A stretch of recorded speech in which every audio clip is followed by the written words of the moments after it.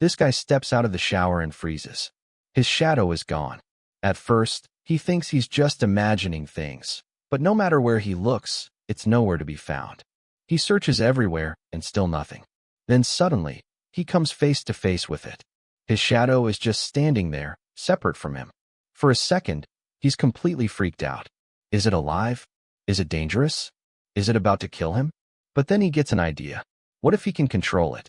So he hesitates for a moment and tells it to raise its hand, and it does, instantly. Yeah, something is seriously off. Lately, strange things have been happening to Jang. First, his eyes start hurting, and he begins seeing health bars above people's heads. Then it gets worse. He starts having these visions of the city in ruins, filled with monsters slaughtering each other, only for everything to snap back to normal like nothing happened. And as if that wasn't enough, he discovers a mysterious tattoo on his chest radiating some kind of dark power. And now, he's got a living shadow that obeys his every command. This makes our boy excited, and he starts giving him more orders. My man literally makes his own shadow dance. After a bit, his head starts to hurt, and he starts to wonder where the shadow even came from. A strange glowing orb appears out of his chest tattoo and turns into a screen. The screen shows him the stats and attributes of his shadow. He only has a single ability called Shadow Devouring. He taps on the plus icon, and it shows him more details about the shadow. In short, his shadow is an exact replica of himself, including his memories. The shadow will obey his commands, but it can't think for itself. Jiang tries passing his hand through the shadow and realizes that it doesn't have a physical body. He asks the shadow if it has all of his memories, and the shadow nods. Our boy immediately jumps to his table and takes out his math homework. He asks the shadow if it can help him with the homework. Jiang is a bit surprised to see that the shadow can actually hold the pen. This makes him question if he truly doesn't have a physical body. Since the shadow cannot think for itself, it fails to do the math homework and drops the pen. Jiang gets mad and tells him that he could do this homework in 2 minutes. He wonders if the test is too difficult for him. Instead of asking it to solve the questions, he asks the shadow to write the lesson from memory. This time, the shadow gets to work and starts writing. Our boy thinks to himself that he doesn't even need to be a superhuman anymore, since his shadow can basically cheat on tests. He might as well sell all of his books. Jiang can definitely see insane potential in him. He takes a look at the attribute panel again to find something else.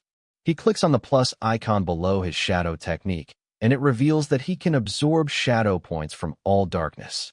This will increase his strength and can also be used on dead objects. Jiang wonders how this thing actually works since he doesn't know if he has to physically make contact with the darkness or the object. He starts looking around and notices the shadow in the corner of his room. He tries absorbing the shadow, but nothing happens. This makes him annoyed since the ability doesn't even have a manual or guide for beginners. Suddenly, a notification pops up that informs him that his eyes have undergone an unknown transformation. This grants him a new ability called Shadow Pupil, and he can activate this to see the dark side of the world. Jiang wonders if this is the same place he saw earlier. He decides to take it step by step and not rush things. As he is thinking about his new powers, he turns to his shadow and asks him to stop cheating. Instead, he orders the shadow to do some push-ups. The shadow gets up and starts disappearing into the ground. Jiang panics as he wonders where his shadow went. After a few moments, the shadow appears out of the ground again and stands in front of him. Jiang asks him where he is, and the shadow tells him that he is on the dark side. When he asks the shadow what he is doing, he reveals that he is exercising just as he ordered him to. Jiang wonders if it is more beneficial to practice on the dark side. He dismisses the shadow and gives him permission to go back. After the shadow leaves, he sits back on the table and prepares to do some serious work. The next morning, we see him sleeping on his desk dreaming about food. He suddenly wakes up and feels his back hurting because he slept on his stomach. At the same time, someone knocks on the door. Jang opens the door to meet his girlfriend and classmate Yao Yao. He notices her health bar at 93 and wonders why it dropped at this time. He realizes that it's probably because of the pollution since his shadow came back from the dark side. He asks her why she came so early, and she reveals that she heard about his new drawing. She wants to see his design collection. Yao Yao was startled as Jiang closed the door too fast. She gets a bit mad at him, but our boy stands there in shock as he notices cracks along the wall. He can't even believe his own strength. His girlfriend also looks in surprise and starts analyzing his whole body. After thoroughly scanning him, she asked him if he has been going to the gym. She dismisses her own question as she realizes that he is just a loner who hasn't exercised in years. However, it is still strange that he got such muscles overnight. She starts touching his muscles and asks him if he did something. Jang denies it and says that he raises his bookshelves every day. Our boy realizes that the effects of his shadow exercising also show on his own body. His girlfriend doesn't believe that he got this body with such little exercise and thinks that he might be taking some enhancement drugs. She tells him that there is still time for him to turn back. Jiang mockingly tells her that she talks too much, and before he can react, she grabs him by the arm and starts to take out something from her back pocket. Jiang screams as he asks her if she is about to use some lethal weapon on him. Yao Yao takes out a wristband and tells him that it is an instrument that is used to test the pollution index. Killing alien races, ingesting foreign objects, and resentment can cause this index to rise. If the pollution within a person is not purified in time, it can cause them to turn into an abnormal form. Jiang laughs internally as he hears this, since he doesn't think that the thing on his chest would have any pollution. His amusement turns into shock as the machine starts reacting with the chest device. He looks back to see his girlfriend with a gun who is ready to shoot him if necessary. He uses all of his willpower to try and calm down, which stops the reaction. The result comes out normal, and it shows no pollution in him. He sighs in relief as he realizes that he is safe. She mentions that her dad taught her to be careful with everything. Hearing this, Jang tells her that he recently drew some famous comic characters and asks her if she wants to see them. Yao Yao gets excited as she wants to see the drawings badly. Later, Jang thinks back and realizes how close he was to getting caught. He opens up the system window and reads a notification that his shadow has started exercising in the shadow world and has gained shadow points. As he continues reading all the notifications, he realizes that his shadow has grown a lot stronger. This makes him shocked, and he wonders if his shadow has been training all night. The shadow keeps on training, and our boy can already feel the results. However, he feels that these exercises are not enough, and he should make it even more difficult. He orders his shadow to do push-ups and planks. Those planks are not normal ones. He actually orders the shadow to push up with 2 fingers on one hand and push up in a tiger pose. Jang makes his shadow do martial exercises and squats. He then increases the difficulty level of those exercises by including running with weights and abdominal exercises. Meanwhile, Yao Yao is standing outside the main character's room and hears him ordering his shadow. She assumes that Jiang is actually training, and all her doubts are too much. She is relieved to know that there is nothing wrong with Jiang. She goes back home to read some comics.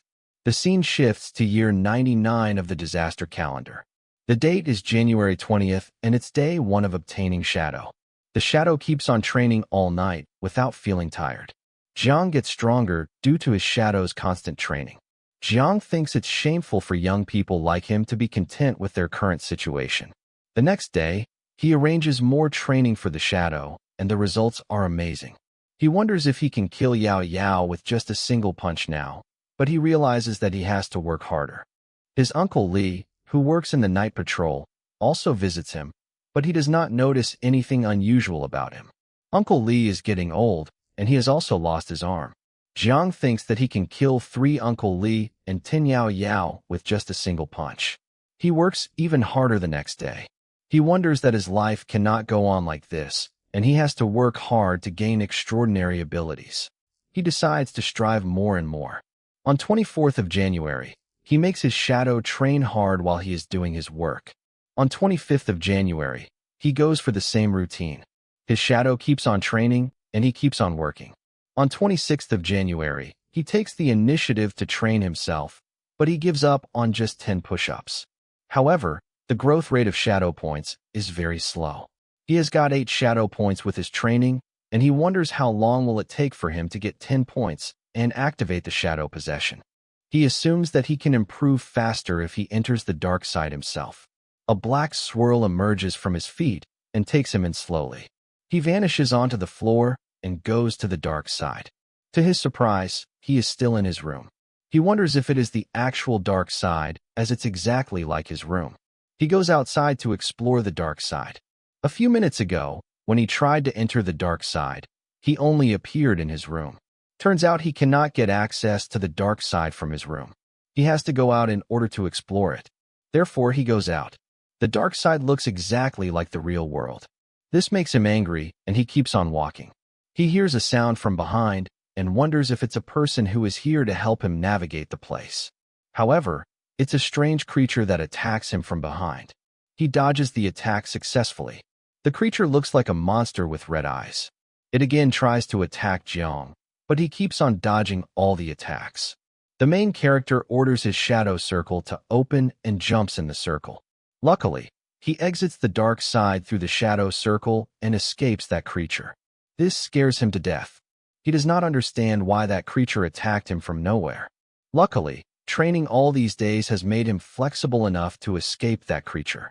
The main character plans on avenging that creature as he has tried to kill him.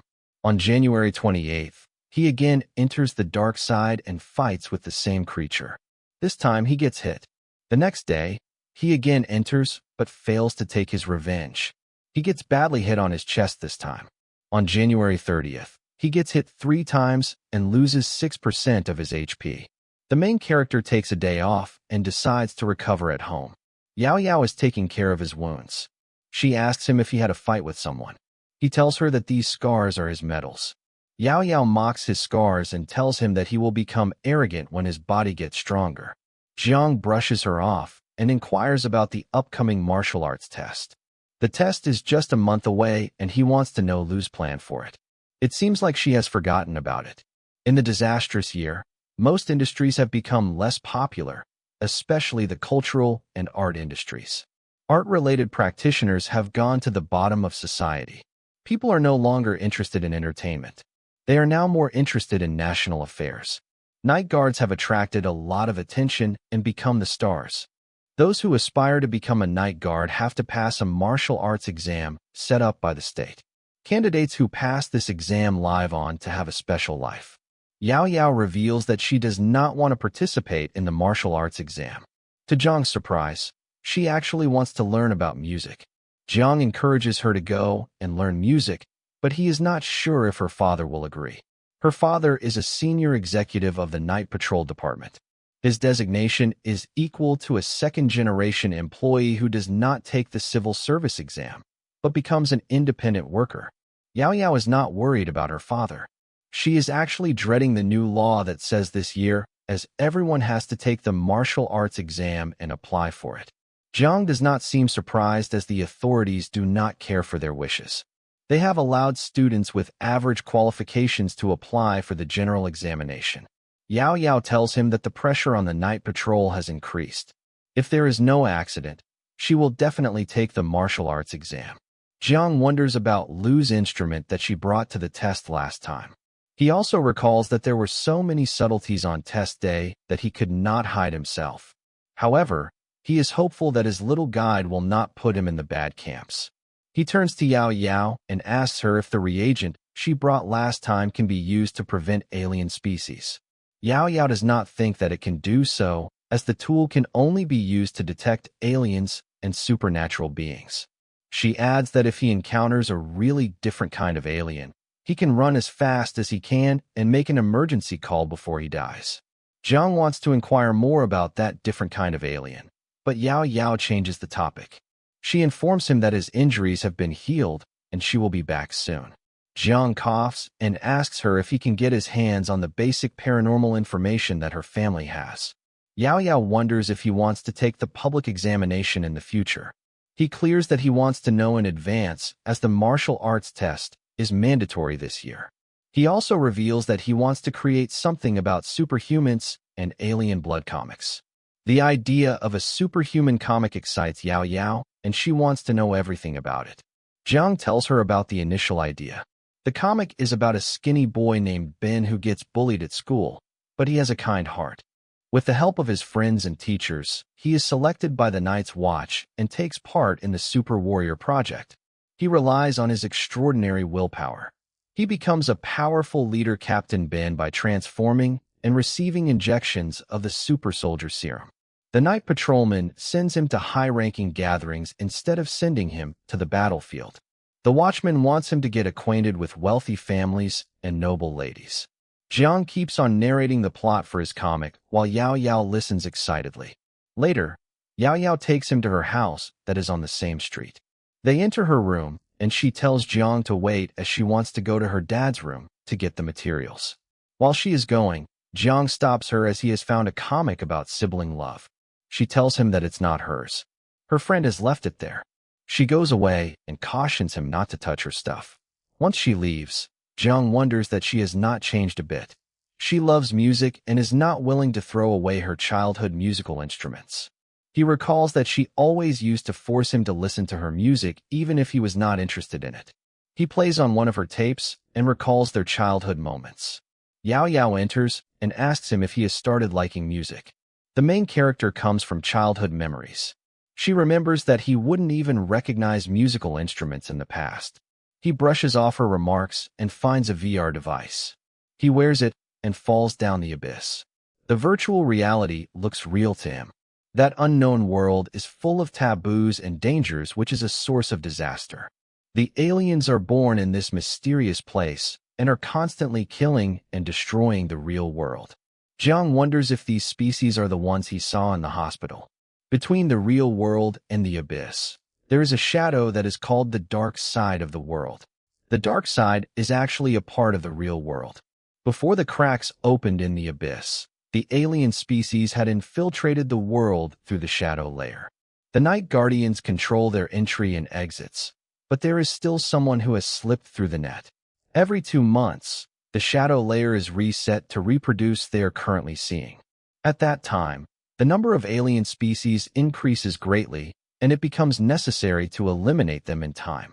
Considering the fact that Shadow Class would greatly weaken the combat effectiveness of humans, it is not recommended for people above the 4th level to go there.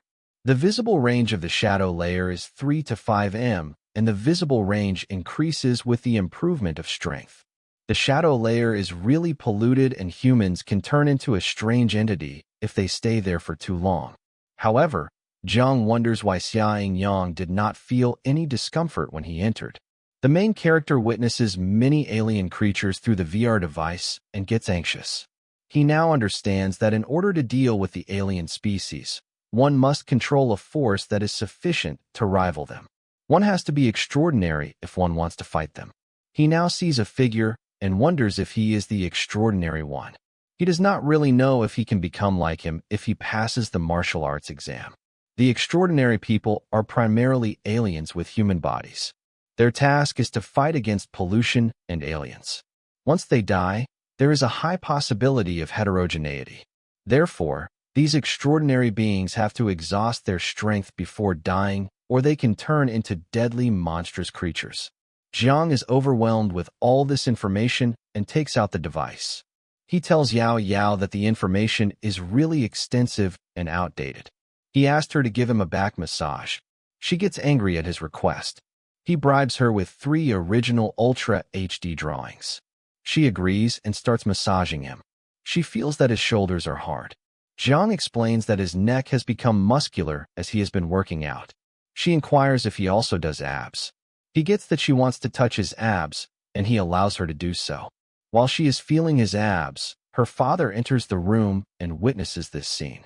They all dine together, and there is a lot of tension between Jiang and Uncle Lu on the table. Yao Yao tells her father that he has a misunderstanding. Lu does not buy it as he has seen them together with his own eyes. Yao Yao has no words to say. Therefore, she shouts at Jiang and urges him to say something. The main character is also hesitant, but he somehow manages to tell her father that it is all his fault. Jiang then admits that he has done that, and Lu can do whatever he wants. Lu, on the other hand, gets furious and looks for a knife. Yao Yao tries to calm down her father while Jiang tries to escape, saying Uncle Lu has a misunderstanding. Yao Yao and Jiang are childhood lovers, but they have different personalities. People see the main character as a notorious guy while Yao Yao is an educated and likable young girl. Despite having opposite personalities, she has always loved playing with Jang when they were young. He wonders if it's because he has once saved her from mean kids. He also thinks that she likes him because she glorifies his bravery and handsomeness. He remembers that she was willing to play with him even when he pretended like a homeless kid to prank others. He still recalls how she used to accompany him in his pranks, and her father used to scold her for hanging out with him. Uncle Lu has always been wary of him. Lu sits down on a sofa and stares at both of them with doubt. He lights up his cigarette and asks them about the scene that he saw when he entered his daughter's room. Jang explains that he is looking for some information about aliens and supernatural beings. Lu, on the other hand, thinks he is spoiled. He asks him if he knows the actual reason behind keeping this information hidden in advance from the students. Jang does not know the actual reason, so Lu explains it to him. Human souls are heterogeneous and are subject to deviation. Despair can drag a person to the abyss. There are some things that are not appropriate for everyone because not everyone has the willpower for it. Even if there is a small crack in the soul, alien races can exploit it to their advantage.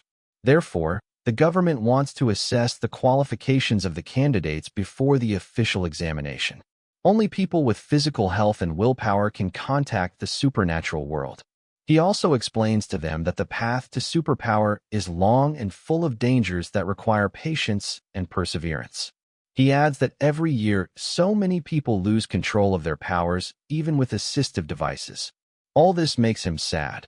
Therefore, he advises Jang not to learn about these things beforehand. Jang appreciates him for the advice, but he also tells him that he cannot avoid it as this year is the military comprehensive examination. Moreover, he thinks that it's better to rely on himself than others.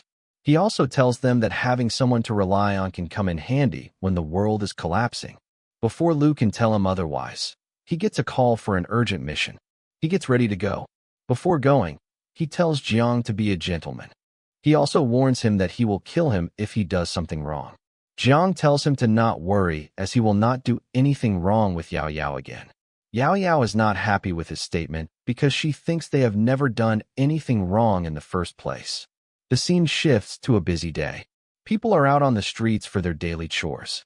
Jiang has also come out of his house and is standing in front of a screen. The screen displays members of the Sunset Watch who have the responsibility for guarding the sea of clouds. The main character seems a bit disappointed with the amount of information he has received on the supernatural. While doing his groceries, he thinks to himself that he will not be able to access the information again, as Uncle Lu will keep it hidden. Meanwhile, he gets a call from Yao Yao who tells him to bring milk and eggs. Zhang replies in a teasing tone that she should clearly state if she needs pads. He grabs her pads and goes out. While going back home, he is thinking about his upcoming test and the effects of his shadows training. The shadow exercises are effective, but it would not be enough alone. Therefore, he decides to add some other practical exercises as well. He has frequently seen advertisements about fighting against the aliens. In addition, this year the number of students will be higher in the martial arts exam.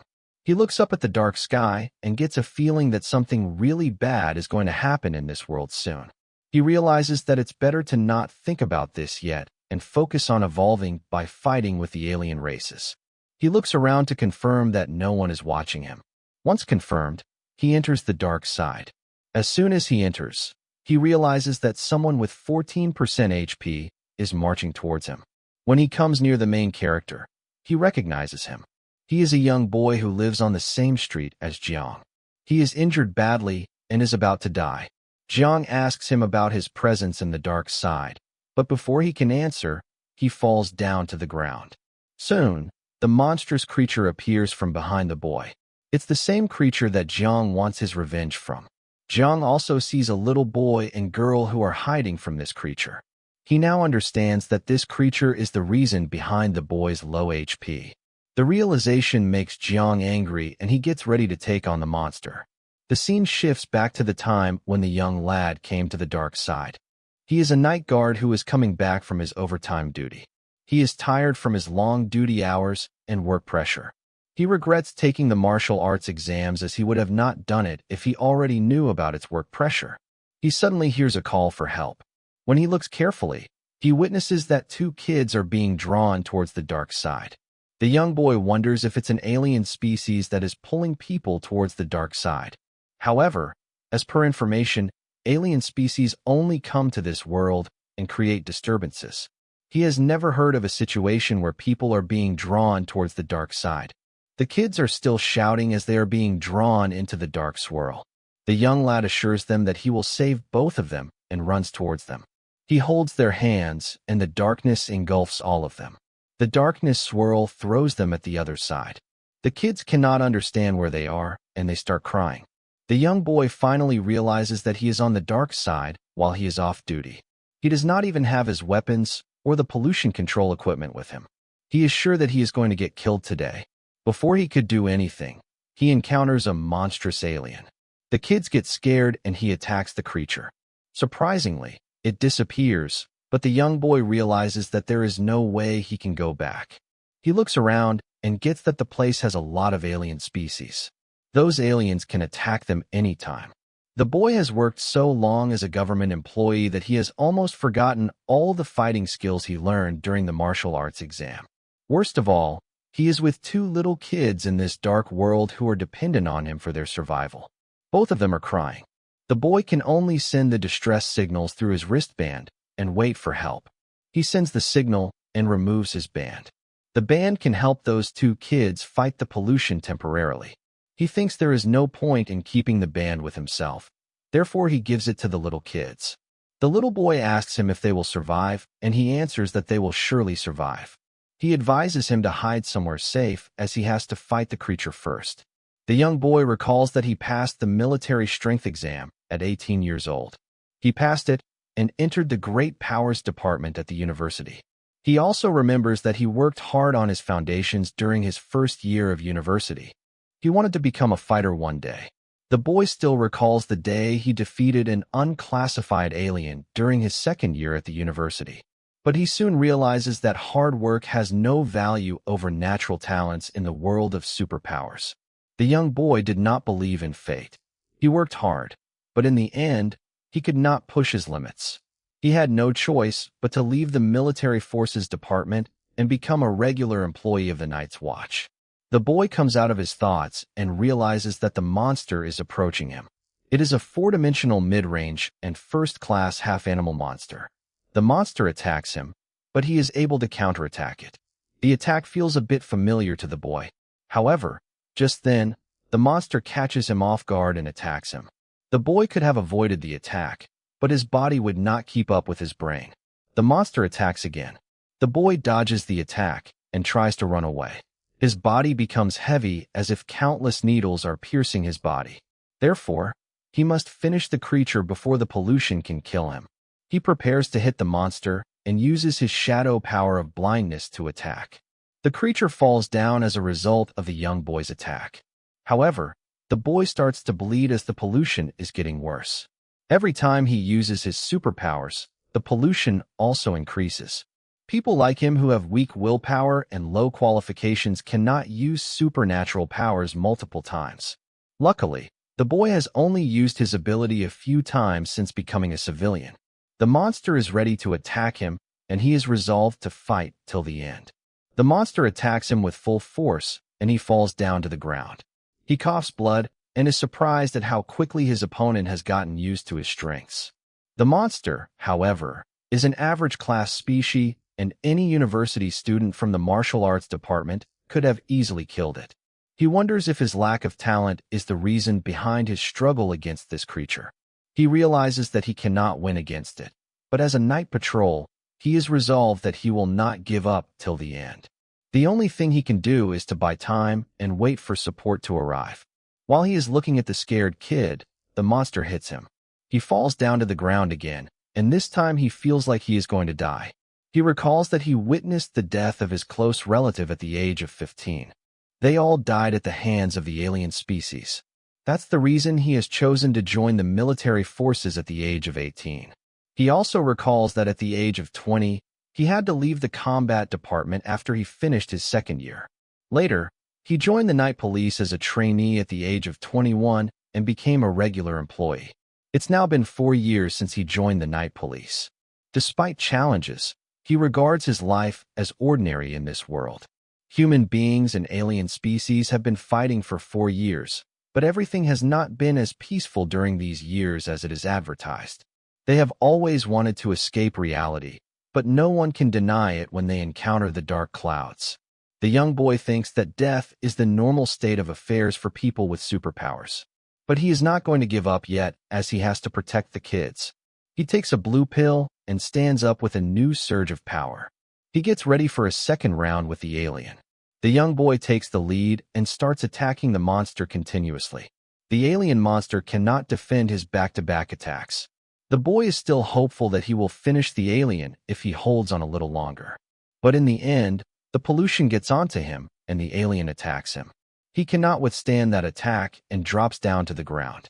His head starts bleeding and he can see his end. He realizes that he cannot end the creature just because of his abilities. He feels helpless as he could not even win with the help of pills. He can see that his normal and boring life is going to end. Just before he gives up, he hears Jang's voice. He wonders if he is a night's watchman, but his voice is too young. He does not seem like a watchman. He is surprised at the presence of a normal human being on the dark side, as it's highly unlikely. Jang approaches him and holds his shoulders. He tells him to lie down for a while and leave the rest to him. The young boy is still thinking about Jang's presence on the dark side. No one can enter the dark side as it's strictly controlled by the inspection department. He wonders if Jang is the mystery man who is living on the dark side. Meanwhile, the alien attacks Jang and he slides away. The boy realizes that he is so weak. The alien monster tries to attack the boy, but Jang attacks it first. His attacks bring down the alien's HP from 24 to 23. He warns it that it should not attack the boy as its opponent is Jang. He gets ready to attack with a glass bottle in his hand. He breaks the glass bottle and uses it to scare the alien. He has already fought it before, so he knows the way it fights. The alien is seriously injured and its speed and strength are much weaker now. Jang fully understands that and is ready to show that the preference is all his. The alien gets angry and tries to attack Jang again. However, Jang dodges the attack successfully. The young boy cannot figure out if Jang is weak or not. However, he surely knows that even if he does not have special techniques, he can exceptionally suppress his opponents. Jang, on the other hand, is adamant about taking his revenge on that creature. He gathers all his power and attacks its waist. The alien attacks in response and throws him away. He realizes that attacking its waist puts it in defensive mode. He sees that the monster is running towards him. He questions himself about what he should do as he will die after 2 more hits. He would have left the dark side and come back later if he were alone, but he cannot leave as he has to save the kids and the boy. He then notices that the alien's HP has dropped to 20%. He thinks to himself that at this HP, he should not be afraid of it and should be tougher enough to kill it today. The boy advises him to attack its right rib as it is seriously injured. Jang agrees and starts running towards the alien. The alien hears it and gets alerted.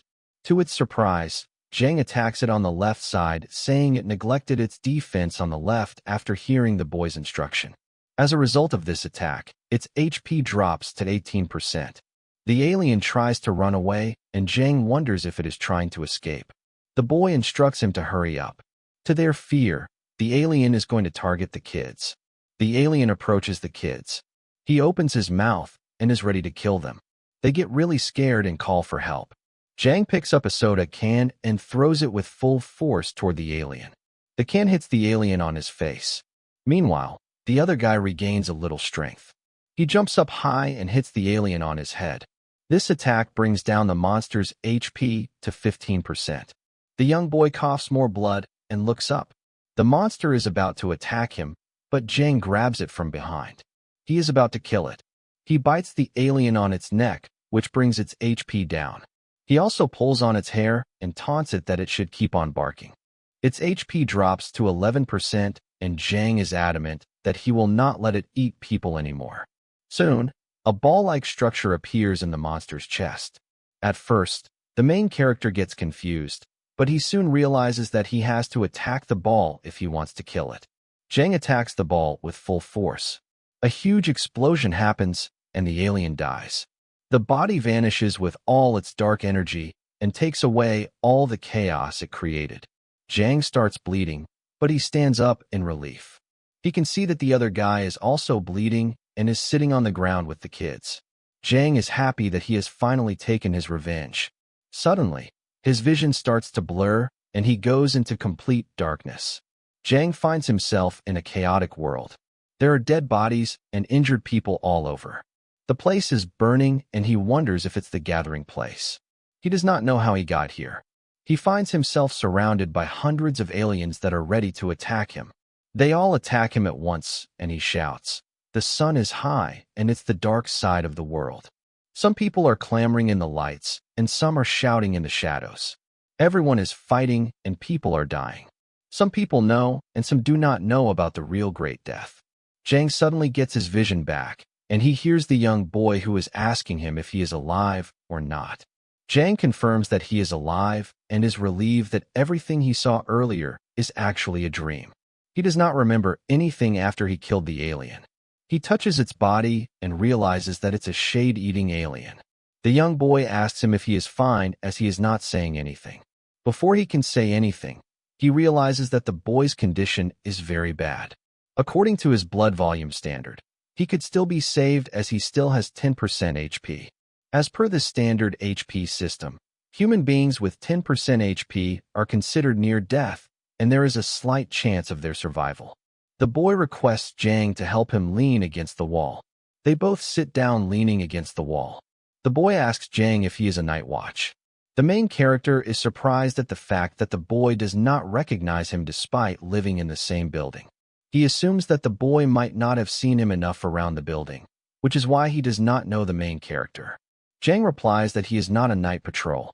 The boy tells him that the way he struggles to kill that first-order alien species, he must not be a night patrolman.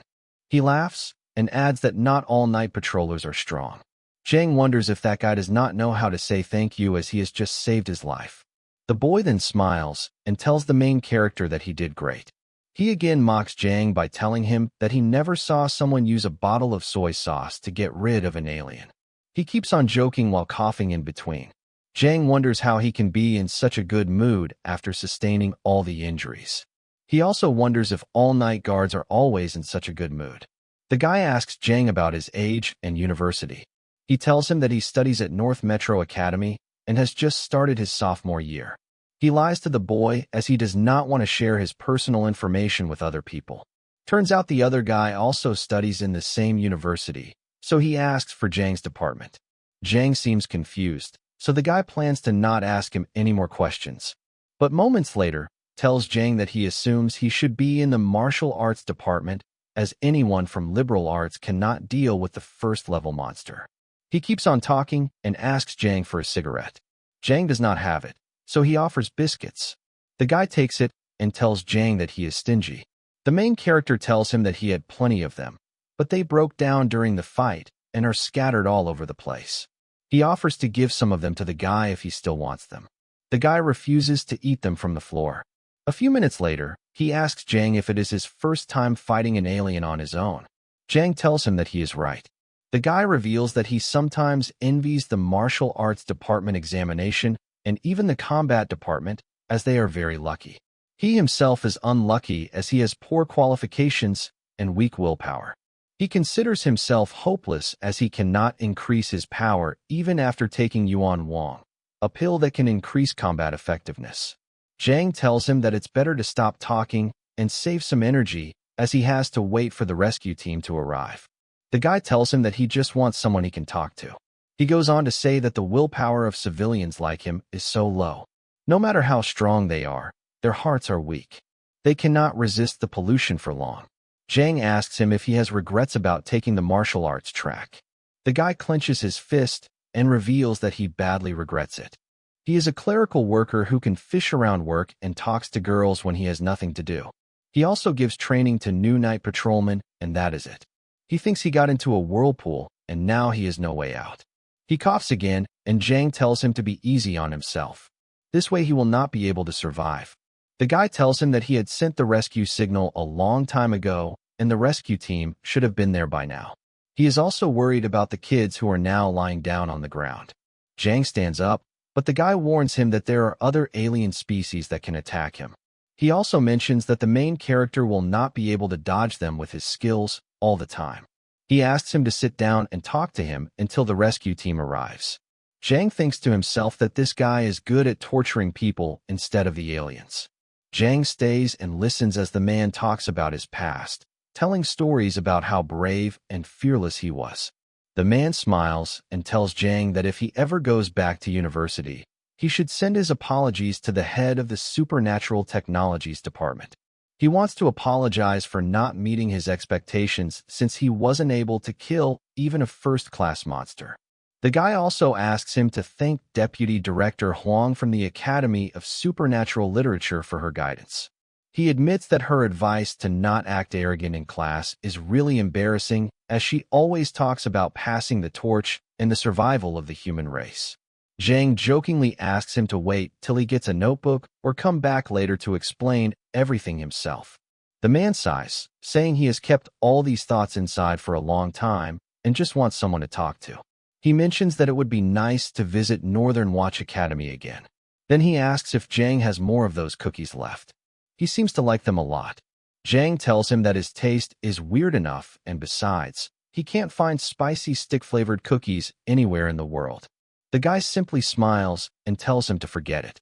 Suddenly, the energy in the air thickens, and the man says that the night patrol has arrived. Jang is relieved because now they can help this man. He picks up his package and prepares to leave when the man asks if he wants to go with him. Jang declines, saying he'll get there on his own. The man smiles and wishes him a safe journey. Jang thanks him and starts walking away, but just as he is about to leave, he looks back to see the night patrol officers approaching him. The officers report that they have found a night patrol member and 2 children. They check his vital signs. His blood level is still at 10%. One officer looks at his colleague and shakes his head.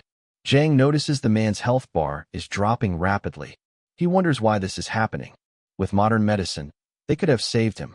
As he is teleporting back, he notices stopping to salute the guy. He reaches his hand out, but it is too late and his health has already dropped to 0. However, there is a smile on the man's face. Jang calls out, asking them to wait, but he is already teleported back to the street. People around don't understand what just happened. Some think the man is an actor. A screen appears with a broadcast from the night patrol, reminding special individuals that they must never give up even in their final moments. If they realize their chances of survival are low, they must take a pill carefully, knowing the risks. The chance of death after taking it is 90%. Even if they survive, their lifespan will be significantly reduced. This pill is called compound number 3, and it is the same pill which that guy took to take down the monster and save the kids. The broadcast continues that they must remember those who have fallen and keep moving forward until all threats are eliminated. They must patrol the skies and earth, protecting everyone day and night while hoping for a better future. The night patrol must face the unknown and fight against the unexplainable. Later, our boy rides the elevator, still wearing bloody clothes, and wonders if that man really died. He kept making jokes while talking, but in the end, all he wanted was someone to talk to before he passed away. No flowers, no applause. He simply disappeared like an ordinary person. Jang thinks to himself that it doesn't matter how ordinary he is, he will always remember him. Exhausted, he decides to take a shower and go straight to bed. In the mirror, he sees that his health bar is at 55%, but he can barely stand. This makes him a bit surprised since he thought that he was at 20% healthy. He remembers that the man was at 10%, but he was still acting like nothing happened. It seems that training the body alone isn't enough. Willpower is just as important. Suddenly, a loud voice interrupts his thoughts. His girlfriend, lounging on the sofa, asks him about the eggs. The phone isn't working and she can't find anyone, so she questions if he brought the eggs that she asked for. Jang turns away to hide his bloody clothes and mentions that New Year is coming. Due to this, stores have long lines where people wait for hours. Then, he asks how she got into his house. She tells him that he orders takeout every day, so Uncle Lee asked her to take care of him. He was the one who gave her the key. She notices his bloody clothes and asks what happened. Was he in a fight? Jang insists it's late and tells her to go home before Uncle Lee gets the wrong idea again. But she grabs his arm and makes him turn around. He tries to brush her off, saying he's just hungry and wants to make instant noodles. Through the holes in his clothes, she sees his wounds and gasps. She asked him how he got hurt so badly. Jang becomes nervous and awkwardly says he forgot to buy eggs. He explains that on his way home, he saw a robbery, so he stepped in and fought the guy. He mentions that he beat the guy pretty badly, so she doesn't need to feel sorry for him. Later, when the police arrived, they found the attacker in such a terrible state that he was barely recognizable as human. His girlfriend doesn't seem to buy it, so he demonstrates his insane reaction speed and does some shadow boxing in front of her. He continues yapping and says that he beat the guy so badly that even his own mother won't recognize him.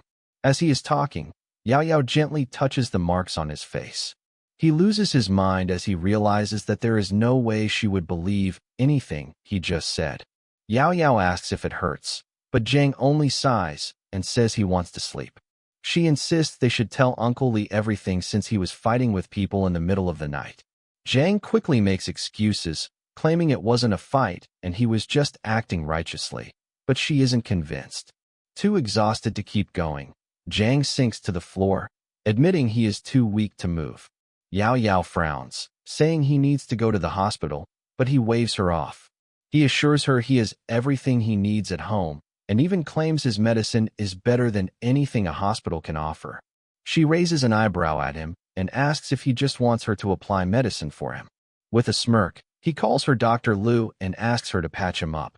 The moment she starts, he screams in pain, begging her to give him medicine instead of wrapping him up like a mummy. Annoyed, she smacks his shoulder and asks if he plans on doing this again. He quickly promises it won't happen again, but refuses to swear on it. Yao Yao clenches her fist, threatening him, but Jang nervously laughs and mutters that fighting is simply human nature. He tells her that if it's a big deal for her, he will simply look and not go in. Hearing this, she prepares to punch him and asks him what he just said. He repeats himself, promising to stay out of trouble and simply watch from the sidelines next time. With that, Yao Yao turns to leave. As she walks away, Jang calls after her, suggesting she stay the night since he has a big bed. She sticks her tongue out at him and slams the door behind her. Lying down, he tries to rest, but he can't stop thinking about the man he met in the shadow world. The guy asked him to pass on his message to guard the Northern Watch Academy. After a bit of silence, Jang gets up in shock as he realizes that he didn't even ask the man for his name. At that moment, the system notifies him about the creature he killed in the shadow world. It belongs to the ghost species and is at the first level. The creature is from the lower abyss, deeply connected to shadows and darkness. The system warns that anyone marked by this being will be vulnerable to hidden attacks. Jang managed to kill the creature with an arm fracture. Jang receives shadow points for the kill. He wonders if his kills will be recorded somewhere or if he needs to absorb the shadows through his Shadow Devour skill in order for them to be recorded. He suddenly notices the system window for his new skill. The system explains that his new skill, Shadow Assault, is an invisible attack that enemies can't detect with the first hit dealing devastating damage. Curious, Jang stands in the middle of the room and speaks the skill's name aloud, but nothing happens. He frowns, wondering if the system is bugged or if he simply needs a target. Either way, he decides to test it later. Opening his stats window, he reads through his information. His name is Jang, his attribute is Shadow, and he has accumulated 14 shadow points. He has now become Rogue, a class that specializes in striking from the shadows. His abilities include Shadow Devour, Shadow Eyes, and Shadow Form. Jang reads the description for all this stuff and wonders how the system even managed to create these game lines. Just then, the system informs him that his shadow has undergone a transformation. Now, he can fully control it and even merge with it to create a special form. Jang narrows his eyes and wonders if this is a new skill again. The system confirms that the shadow form is now available to him. By training in this state, he can become stronger. His aura will blend into the darkness, making him nearly invisible. While he can use shadow form outside the shadow realm, it will drain his shadow points. This form doesn't have any fatal body parts, which means that even if he gets beheaded, he won't die and it will only take out a huge portion of his health. Jang is stunned after reading all this. That last ability sounds like a miracle, but then he spots a catch. If he gets beheaded, instead of dying, his health will drop down to 1%. So, in other words, bro just got scammed. He screams as he thinks that it is better to just die on the spot than have a delayed death. Still, it's a useful skill, and he decides to try it out. Summoning his shadow, Jang raises a finger. Instantly, the shadow beneath him mimics the movement perfectly. Jang's hand touches the shadow, and it immediately spreads over his body, completely absorbing him. As really his body. It feels unfamiliar yet fascinating. Letting out a sigh, he suddenly takes off, dashing across the room in an instant. The force of his movement sends objects flying behind him. He realizes how fast he has become and feels a thrill of excitement. Testing his strength, he lifts the bed effortlessly, raising and lowering it with ease. To push his limits further, he picks up a 100 kilos hammer and strikes himself in the face. The impact does nothing. His body remains unharmed. He laughs in excitement as he realizes just how powerful this new form is. A voice from downstairs interrupts his thoughts, shouting for the noise to stop. He is satisfied with his shadow form and goes back to normal. Opening the system window, he notices something intriguing. He comes across an option that can be activated. He wonders what it means and taps to read more. The description explains that he has only acquired partial authority in his class and has not awakened it yet. After his activation, this will become a class-exclusive ability and no one else will be able to awaken it. However, it also mentions that there might be risks involved with the activation. Jang hesitates. The word risk appears in red, making him reconsider. But then, another message reminds him that risks often lead to opportunities. After a moment of contemplation, he selects yes. As soon as he confirms his choice, black matter emerges from the system window and moves toward him. His expression shifts from confidence to panic. Before he can react, the substance engulfs him, forming a cocoon around his body. A medicine bottle slips from his grasp and crashes to the floor. The lights flicker in his apartment as a single drop of medicine hits the ground. The system displays a new message, declaring his status as a hunter. A system notification appears saying that if he doesn't excel in hunting, he will perish in it. He is a born hunter and his attacks will do more damage. More system notes appear. The first states that weapons such as guns, bows, and poisons will not benefit from the extra damage. The second warns that secrecy is crucial. His reputation as a killer will determine his success. The third note is ominous. Even gods cannot escape. Hong examines his hands and thinks about what he just read. At the same time, another notification appears, explaining that activating shadow form significantly enhances his killing ability. He will require less blood to maintain his strength, and when an opponent's health drops low enough, he can execute an instant decapitation.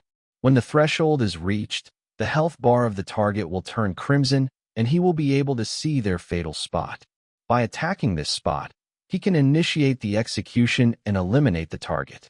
The system further explains that his decapitation skill depends on factors such as blood level, strength, and the opponent's abilities. This makes him recall his previous battle. Was this the same skill that activated when he took down his last opponent? The thought lingers as he processes the new information. With absolute damage and execution skills combined, he almost feels invincible. With these abilities, victory is almost certain. He raises his hand triumphantly, but then, something feels off. He remembers that the system said something about risks. Jiang quickly unwraps the bandages on his body, expecting to see wounds.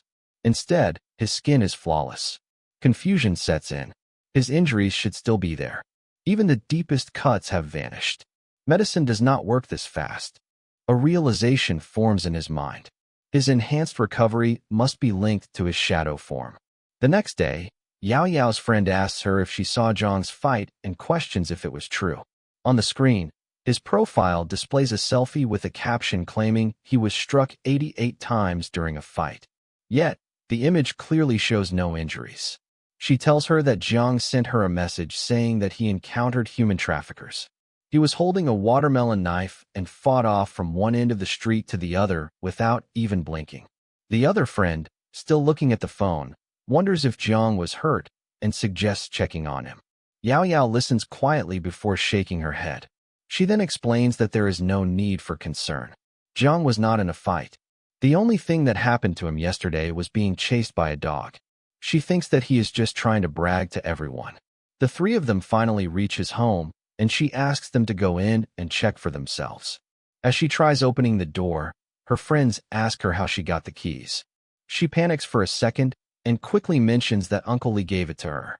She opens the door expecting to see him covered in the bandages, but she is shocked to find him sitting on the floor in pain. She immediately runs over to him and asks him why he removed his bandages. Hong explains that he removed it because he thought that the wound was healed. The friends realize that he wasn't just bragging and actually telling the truth.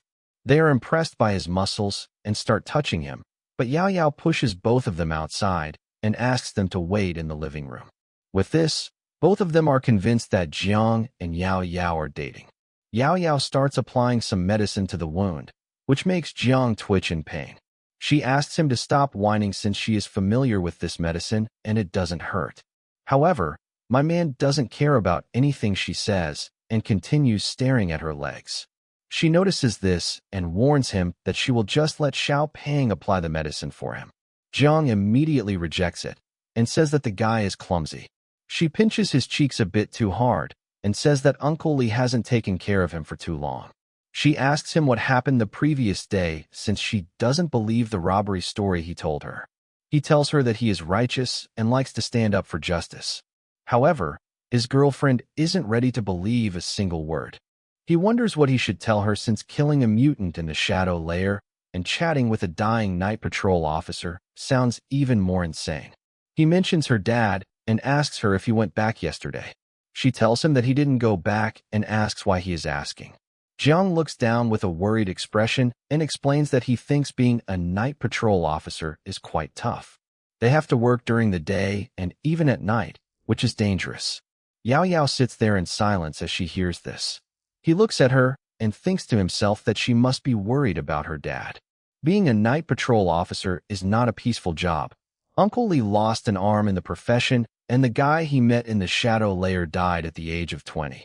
Even someone as strong as her dad has suffered serious injuries, which means that he can't make any further progress in this lifetime.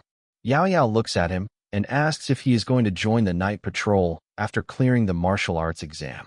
He thinks for a moment and reveals that he isn't sure. He then jokingly asks her if there will be any beautiful girls on the night patrol, which makes her annoyed. Meanwhile, the two friends try to listen in to their conversation from the outside. The two of them wonder what is going on inside. The two of them finally walk in. Jiang asks them how they got here, and they tell him that they wanted to know what was going on with him. They tell them not to worry and ask them to sit down. As they both sit down, Jiang starts yapping again and tells them a made-up story. His girlfriend thinks that he is just trying to show off again. She tells him that she is going to the supermarket and asks him if she should throw away his clothes since they are torn away. Without even looking at her, he tells her to throw them away and continues with his story. However, he suddenly realizes something and leaps towards Yao Yao. He frantically tells her to wait and mentions that he has something else in his clothes. In an anticlimactic manner, a bag of sanitary pads falls out of his shirt. Yao Yao looks at it with a confused expression and asks him why he brought it here. Jiang nervously scratches his head and tells her that he bought it from the supermarket yesterday since she told him that her stomach hurt. Meanwhile, one of the friends takes a picture of this moment to share with her entire class. Jiang hands over the bag to her and asks her if she needs anything else. She furiously throws the bag back at him and says that she doesn't need anything. He acts confused and asks her why she is getting angry all of a sudden. The two friends think of this as a usual couple fight and decide to leave. After everyone leaves, Jiang is free to test out his skills. He commands his shadow to merge with him and prepares to start a fun exercise. Jiang gets enveloped by a dark substance, and he travels to the shadow realm using his shadow. Despite the place being filled with pollution, he feels remarkably comfortable. It is the same feeling as a person who has been living in a polluted industrial environment for a long time, and they get to visit some vast plains. He is currently at 60% health, but all of his pain is gone and his health is also regenerating. A bright current starts surging from his body as he prepares for his exercise. He feels like his body has unlimited strength. In no time, he begins doing hundreds of push-ups. The system notifies him that his dark form has entered the shadow layer. He starts gaining shadow points for these exercises, and it increases his strength further. With each of these push-ups, his body grows a bit stronger. He stops at 1,000 push-ups and decides to go outside. The outside world seems eerily empty. He thinks to himself that he would have a lot of disciples if he were this strong in the real world. He then starts doing bar exercises using only one arm. Meanwhile, in the night patrol headquarters, an important meeting is about to commence. Executive Liu sits there while a guy presents him with a report on darkness fluctuations. He informs him that the range of fluctuations in the darkness is wide and the oscillations are abnormal. Pollution levels have also risen, and it is spread across a larger area. Some of their squads identified similar cracks in other regions as well. A girl continues with the report and states that the distribution of these fluctuations is more concentrated in residential areas this time. This is a bit strange since these fluctuations were randomly distributed previously. The report says that unusual activities have become more frequent in the past few days. For abnormal incidents have occurred where people have been dragged into the shadow layer to the dark side. These incidents are rare, but nobody knows if they will increase in the future or not. Abyssal fissures are more dangerous as compared to the disturbances caused by the shadow layer. If one compares the creatures of the shadow layer to the ferocious wild beasts, the abyssal fissures will win as Godzilla can also come out of it. Suddenly, Uncle Lee, who has been sitting there all along, joins in the meeting and comments that these all are just suspicions, so there is nothing to worry about. He also mentions that they have been preparing for combat for so long. Everyone, including Executive Liu, gives him a glare, so he tells them to carry on with the report. The report carries on and also discusses the list of night guards who have lost their lives recently. Once the meeting ends, Liu stands in front of a large glass window. He takes out his cigarettes and wonders why these unusual activities always happen around the new year. He takes the cigarette and looks for a lighter. While looking for flame, he realizes that his daughter has swapped his cigarettes with cookies again. Meanwhile, someone throws a pack of cigarettes towards him that he blocks with his hand. It's Lee, who tells Liu that he should not have a stern face. He also offers him a cigarette, but Liu refuses, saying he does not want lung cancer. Lee mocks him, saying that he is afraid, but the executive tells speak up if he has stayed late just because he wanted to ask something.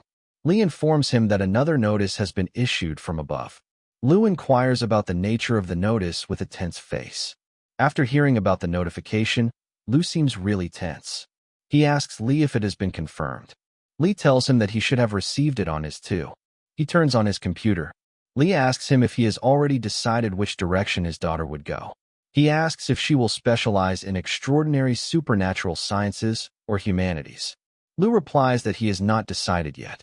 He plans on waiting till the abilities test. The emergency notification says that candidates with second grade or higher in the exceptional supernatural abilities category, except for exceptional circumstances, must take the abilities test and select specialized exceptional abilities. The executive asks Lee about Zhang's. He adds that he does not think Zhang is an honest person. He wonders what he will choose among different categories of supernatural studies. Lai replies that he will not take any of them. The executive is surprised and asks if he plans on making him specialize in studying extraordinary human sciences. Lai tells him that he wants him to take regular human sciences. Liu thinks he is joking as he has not even tested his abilities yet. Once he passes the test, he will be forced to major in the exceptional human sciences. Lee stands up and reveals that he does not want him to take the test in the first place. He then goes out for a stroll, leaving Liu behind with his official matter. Meanwhile, a girl with pink hair enters with a pile of files. She enters and apologizes for the disturbance. Lu does not bother and asks her what brought her to his office. She shows him a notification that has been sent from the shadow layer. The notification is about a new type of strange creature. The creature is a respectful shadow that exercises intensively. It is black in color and resembles a shadow. The report says that it was first seen in the garden of the Xinyu Residential Center. It is presumed that the shadow has accidentally invaded that area. It has a keen interest in exercise and uses tools for training. It also has a low aggressive tendency. The report mentions that the creature offers its greeting when it is approached by the explorers. The risk assessment for the shadow is low and its kill record is none currently. The secretary with pink hair informs the executive that the monitoring team has found this peculiar type of being near the residential area. There are no records about it in the database, so she wants to ask for the executive's opinion. Lu has not seen such a creature before. The scene changes to the shadow layer where Jang is filming a spider. He tells everyone that the spider has more protein when compared with the same amount of rice. He goes on to say that the spider meat is tender and delicious. Anyone can easily grill its surface using heat. After taking one bite, one will feel that it does not taste like beef or lamb, but it tastes like spider meat. He then posts the video. He regrets that he did not know people were interested in snapshots from the shadow layer's scenery. Now he knows it and thinks it won't be long until he becomes famous on the internet. After posting his video, he comes to know that a lot of people are already creating content about exceptional abilities. It feels strange to him as he was not allowed to post such content online. Just then he receives a notification that he has to go hunting, otherwise he will die. Jang gets frightened and bashes the notification. Meanwhile, he comes to know that his remaining lifespan is only 100 hours. He gets anxious as his life has only 100 hours left. Jang does not even know why the system is even giving him this notification. He remembers that opening the class abilities carries certain risks. This can be a risk of opening the assassin. He soon composes himself and looks for a way out of this difficult situation. The description in the notification tells him that as a hunter, he has to continue hunting if he wants to extend his life. He realizes that he can stay mortal if he keeps on hunting. He also reads that even if his body disappears, another form of existence will remain. He does not understand the actual meaning behind this line. He also does not understand why the notification says that he will be happy when he wakes up in this place. He plans on asking Uncle Lee for help if he fails in successfully killing a strange creature. He looks at the spider and knows that he has to kill it first if he wants to buy some time. He also decides to capture all this as it will make him famous. He places his phone at an angle where it can film everything. He does not have a fear of getting caught as his account is a secret one that he has received from the Night Patrol Bureau. He merges with his shadow and starts streaming. He has several monkey coins, and he plans on confirming their reliability. He greets all his followers and introduces himself while live streaming. He tells them that he has encountered a strange creature. His followers start commenting as they are excited to see him with the spider.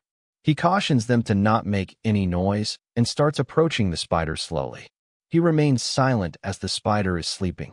He takes out his iron stick that he has bought after paying a hefty amount. Soon the spider wakes up, but it does not notice Jang due to his shadow form. His next step is to use the execution skill and find its weak point. He finally sees its weak spot and decides to finish it. The scene shifts to half an hour ago where the spider is alive and has just arrived in this world. It really loves the environment of the world. There is no pressure like the abyss, and there are no other dangerous creatures.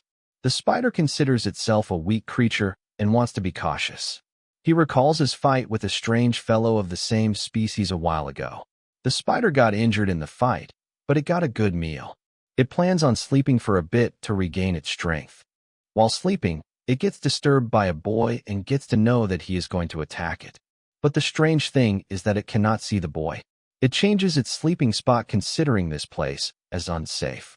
Meanwhile, Jang hits it with the iron rod and feels the shadow points seeping out of his body. He gets to know that he should be struck at certain points to extract his full power.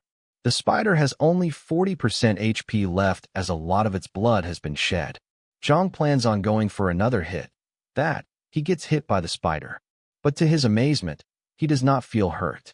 The The spider is losing a lot of blood, and Jang realizes that it's because of his direct hit to the weak point. He then uses his shadow attack skill and is in awe of how it sneaks into the darkness like a thief. He realizes that there is no need to face the spider directly. He can just wait for the right moment and strike.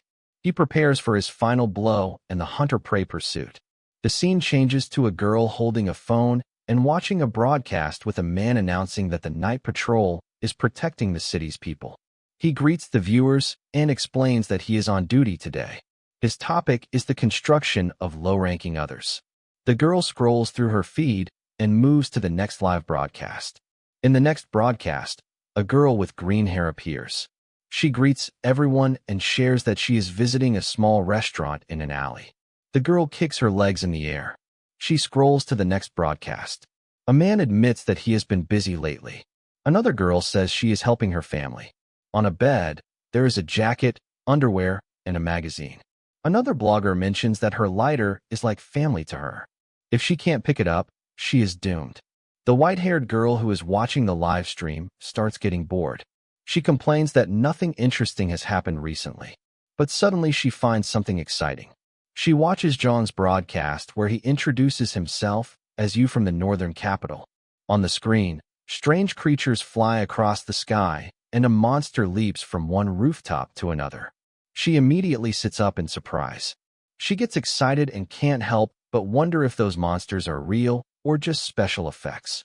Our boy who is streaming by the alley is you. Points to the side and introduces the creature behind him, a shadow spider, an ancient ghost of the first rank, the weakest kind of other. Comments flood the screen. Some admire Yu's looks, calling him handsome and cool. Others complain about their own problems. One girl wishes she had more money to buy him gifts.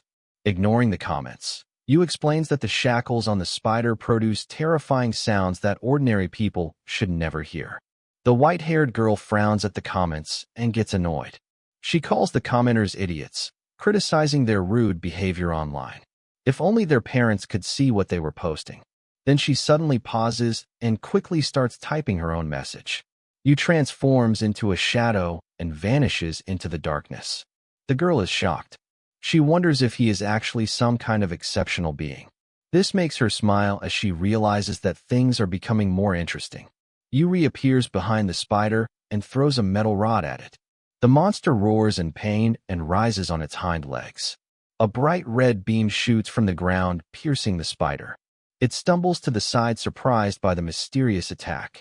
Yu then lightly touches the monster, and when it turns angrily, he grins and says, "I'm here." The spider lunges at him, but he dodges every attack. He mocks the spider and says that it can't even hit him despite having 8 legs. The white-haired girl, watching from under a blanket, excitedly comments on how fast and handsome Yu is. The spider suddenly releases a large purple beam, covering the ground with acid. It laughs, thinking Yu is trapped. But then Yu's voice comes from above. He asks if the spider really believes he is helpless just because the ground is covered in acid. The monster looks up and spots him on a rooftop. Yu simply says that no place is devoid of shadow, and then jumps down. The spider tries to overpower him with acid, but Yu moves through it effortlessly, even phasing through buildings. He declares himself a hunter of the shadows. Picking up his metal rod, he says that endless killings have clouded his memory, and he only remembers his own name.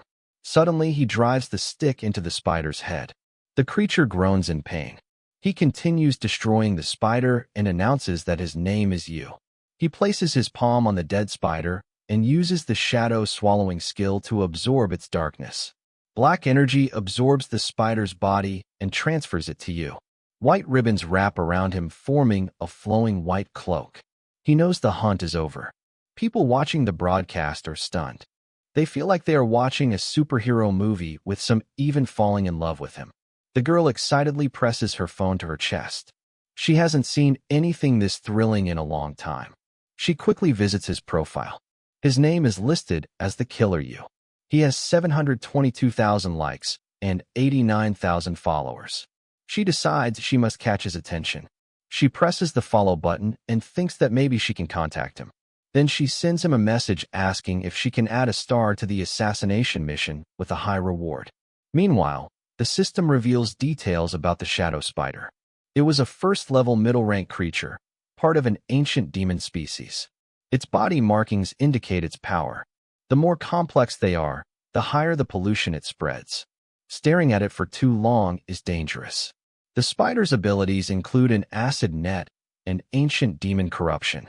Killing the spider causes sensory disruption. Thanks to Shadow Bite, you gain two things. First, the ability to create a shadow net and the shadow points from the creature. However, he feels disappointed. This monster was only first-level middle rank. He thought it was stronger. In reality, there was a huge power gap, and he only won by using the shadow attack. He checks his phone and sees 1.5 million viewers. He grins. So many people are watching him now. Chuckling, he ends the broadcast saying that's enough for today. He wants to leave them curious. Suddenly, a black thread wraps around his arm. Confused, he realizes it's the shadow net ability. Testing it, he shoots the net at a building and is lifted into the air. At first, he panics, but then he starts laughing. Bro literally turned into Spider-Man, but his excitement is short-lived. He crashes into a wall and falls, landing on a street lamp. Groaning, he realizes that he needs to practice this more. An information window appears in front of him. It states that his lifespan has increased by only 3 days, bringing his total to 7. He frowns. This is less than he expected. Even though he has 7 days left, finding other creatures isn't easy, and he needs more backup. Suddenly, another system message appears. It is reminder number 3, which states that a hunter must hide in the shadows. The more he hides, the higher his reputation. The system informs him that he will unlock new hunter powers due to the increase in his reputation. Now, he can mark his target, making it easier to find weak points. The system explains that he can mark enemies based on their fear and other negative emotions. However, the duration of a mark is only 1 second. As his reputation grows, this time will increase. Each mark costs energy and exposes his location, so he must use it carefully. Additionally, when hunting a marked target, he gains extra agility and strength. If he successfully hunts them, one of his attributes or abilities will improve. Unlike marking, hunting doesn't drain energy, but since the hunting time is tied to the mark's duration, he must kill his target quickly during the hunting time to enhance his negative reputation or status. After reading the message, he rubs the back of his head, trying to make sense of it. He wonders if the authority is now unblocked, and when the person became famous. Looking at the number of viewers, he speculates that the sudden attention might be due to a live broadcast. If that is the case, he decides to hunt others, gain more subscribers, and discover new abilities. With this approach, he believes both his strength and skills will improve.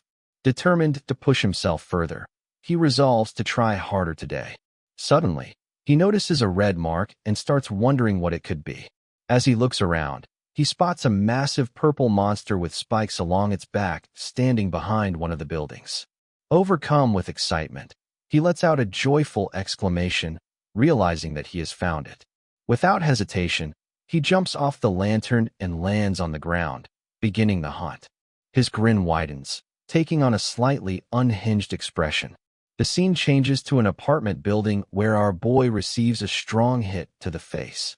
The force of the blow makes him jump up, grab his cheek, and cry out in pain.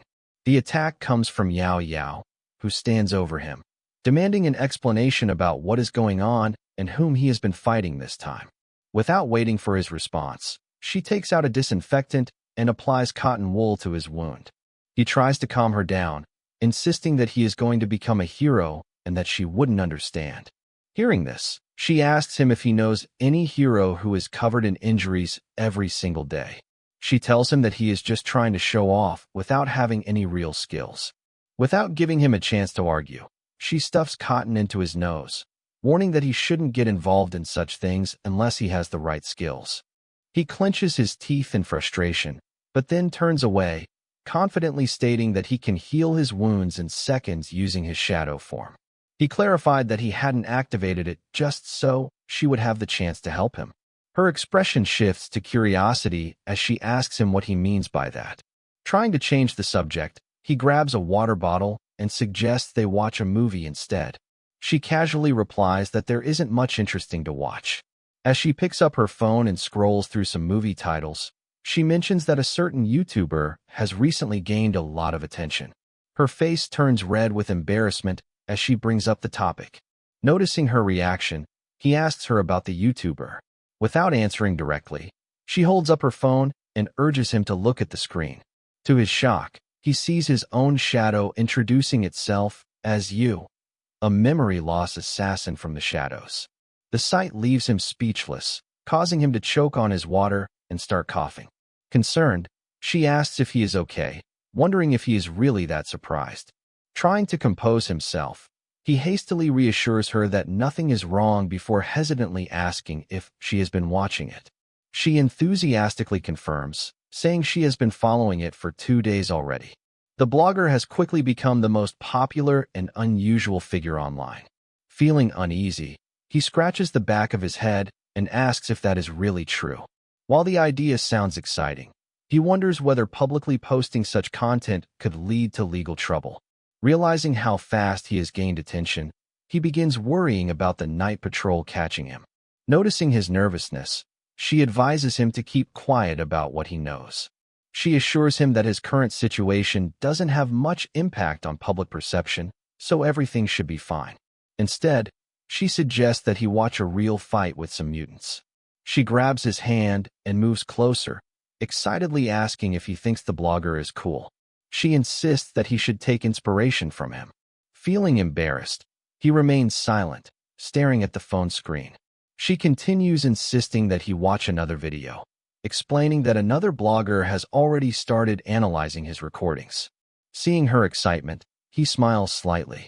Then, out of nowhere, she turns to him and asks if he thinks she could become famous, too. He avoids her gaze and jokingly asks her if she wants to record herself wearing a JKT outside and dance in the shadow layer. She tells him to get lost and says that she can just record videos explaining the supernatural. Hearing this, he asks her if she really thinks she can compete with the experienced Night Patrol seniors just by reading some information. He adds that if she steps outside in such an outfit, she will easily get tracked by stalkers.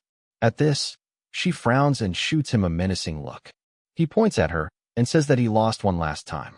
She gets confused and asks him what he means. Before he can respond, she suddenly appears behind him, pressing a gun against his back.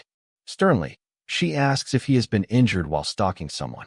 Startled, he raises his hands in surrender and desperately insists that he is only joking.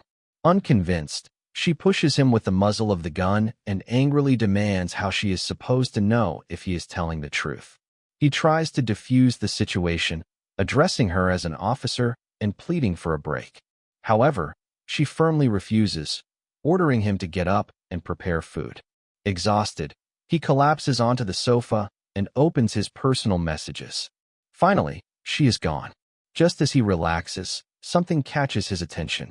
He notices a flood of new messages from people asking who he is and why his videos are being posted. Some question if he is connected to the Night Patrol or if everything is staged. Others want to know if there are more pictures or if the footage is edited.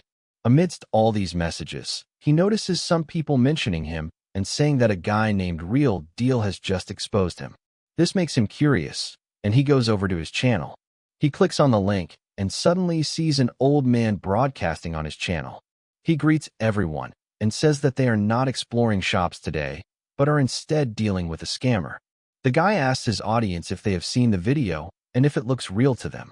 He tells them that they will watch the video first and then analyze it frame by frame on a computer. It is the same video of Jang fighting the spider. The old guy pauses the video at a specific frame and asks the audience if they can notice the discontinuity between both frames. This means that the video is edited. He then points to the background and mentions that it has also been edited to cover the unrealistic parts. Jang is confused since this guy is supposed to be a food blogger who goes to different restaurants and gives his reviews. He wonders why he is trying to leech on his popularity. He only cut off a few embarrassing scenes from the video, and he is getting criticized for it. The guy then explains why he has decided to review the video. He turns the phone around and shows them the authentic tag on his profile. He claims that he is a member of the Night Patrol and has once killed countless monsters. Because of this, they can spot a fake instantly. However, they soon move on to another discussion. Jang presses the comment button on his phone and sees users flooding the chat with messages. Some doubt that the footage is fake, questioning how something like the shadow layer could be fabricated. Others wonder why the video needs editing if it is real. Was the entire story false from the beginning? Some refuse to call the video fake outright, while others point out issues with certain objects. One commenter expresses that they trust the Night Patrol more. Jang smirks, thinking that they are all fools who fail to understand anything. However, he believes that one day they will learn the truth. Standing up from the sofa, he stretches and remarks that if the video is indeed fake, then it is time to start hunting others. But before that, he needs to teach the old blogger a lesson. He decides to move back into the shadow layer and thinks of all the titles he can add to his new video. After getting transported to the shadow realm, he takes out a mini camera and attaches it to his jacket.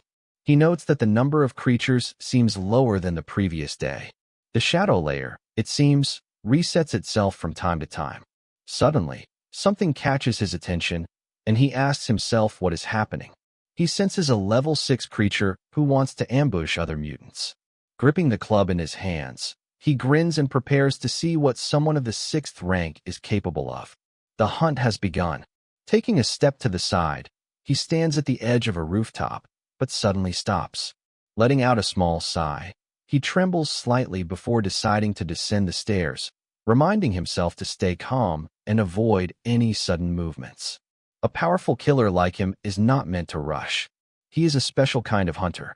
As he climbs down the stairs, the creature he spotted earlier emerges from the walls, letting out a loud roar. He pauses and puts a mark on the target, causing a magic circle to appear in front of the creature. The monster immediately becomes wary. Observing this, he feels that everything is going according to plan. The marked target is supposed to experience a deep, inexplicable fear. He notices that the monster bears a striking resemblance to another creature he has encountered before, one with deadly blades. He wonders if it has evolved. He then says that it doesn't matter since the same kind of transformation has happened to him as well. Without hesitation, he uses the 6th staff technique, wielding his blade before striking the monster directly in the stomach. The creature's blood level drops to 45%, which immediately puts him on alert. Taking a step back, he leaps high into the air and initiates the hunt. The system promptly reports that the mark and hunt ability has been activated, temporarily increasing his strength and agility. Its duration is 1 second, and if he kills the target within this period, he will gain additional rewards.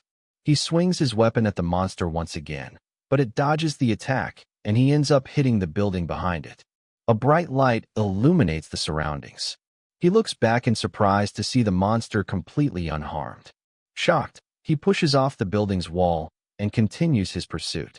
Finally, he lands directly in front of the creature, which lets out an eerie screech and flails its appendages in different directions in an attempt to intimidate him. He hesitates for a moment before the monster suddenly opens its mouth and lets out a weird sound. Jang's head starts to feel dizzy, and he wonders if the mutant is launching mental attacks on him. The monster suddenly slashes him, and he fails to block the attack. He clears his throat, lands nearby, and looks down at his hands, realizing that the monster is quite powerful. He notes that his blood level has dropped to less than 66%, as he has already lost 34% in a single attack.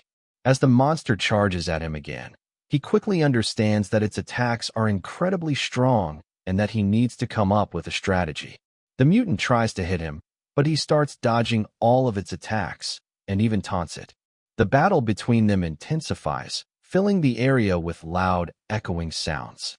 The monster continues advancing, and suddenly it stops right in front of him. It extends strange appendages from its mouth, but Jang is nowhere to be seen. As the monster searches for him in confusion, our boy takes advantage of this moment. He rushes forward and calls it a fool for falling for his trick. He thinks to himself that despite the creature's evolution, its skills have not changed. This is still his territory, and today, the monster will not gain the upper hand. With that thought, he launches a series of attacks, striking the creature multiple times. The monster roars in pain, but he remains unfazed. He gives it no chance to attack and continues his offense. Slowly, his punches start cracking the mutant's face. He jumps up in the air, and before he can deal the finishing blow, he stops. He looks at the mutant's face again in shock as he notices the night patrolman looking back at him. He can't believe his eyes as the guy in front of him was taken away by the night patrolman. Jang wonders why he has turned into this form. The monster lets out a deafening growl, breaking him from his daze. Feeling uneasy, he quickly steps back. Without hesitation, the creature turns and flees in the opposite direction. Jang instinctively yells for it to stop and immediately gives chase, insisting that he only wants to talk. After running for some time, he eventually slows down, gasping for breath. His mind races as he tries to understand what just happened. The system's voice echoes in his head, informing him that he has successfully located his prey. Still standing, he reads another system notification stating that his hunt was nearly successful, but that his prey disappeared at the last moment, resulting in a failed attempt. The system warns him that repeated failures will weaken him and shorten his lifespan. Deep inside, he knows that only through constant hunting will he grow stronger.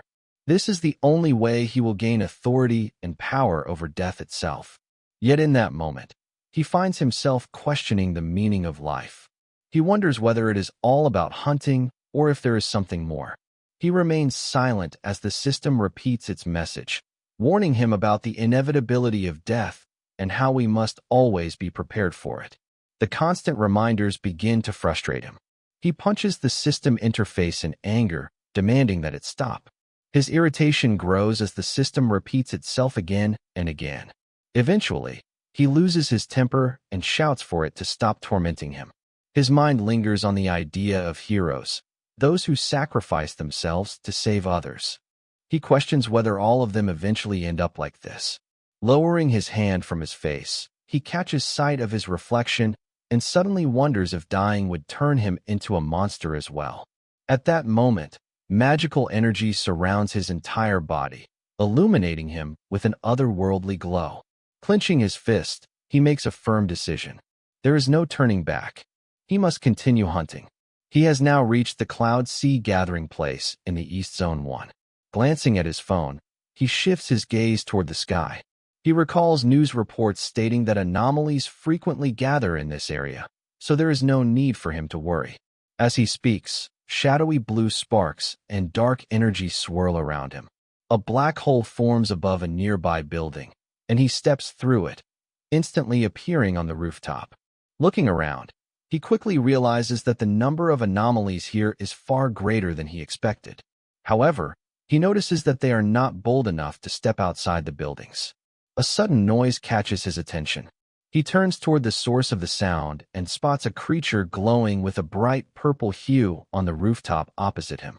Observing it carefully, he determines that it is an incredibly strong monster. However, he also notices that its leg is badly wounded, causing its health to drop significantly. Taking this as a sign of opportunity, he tells himself that he will not back down. Stepping out of the shadows, he moves closer to the monster. The creature notices him immediately and retaliates by launching a series of magical energy orbs in his direction. Before they can make contact, he swiftly vanishes and reappears within a thick cloud of dust. He quickly realizes that the monsters here are far more alert than those he has encountered in his own territory. This monster in particular seems especially sensitive. As he observes closely, he notices the red spots on its body slowly fading.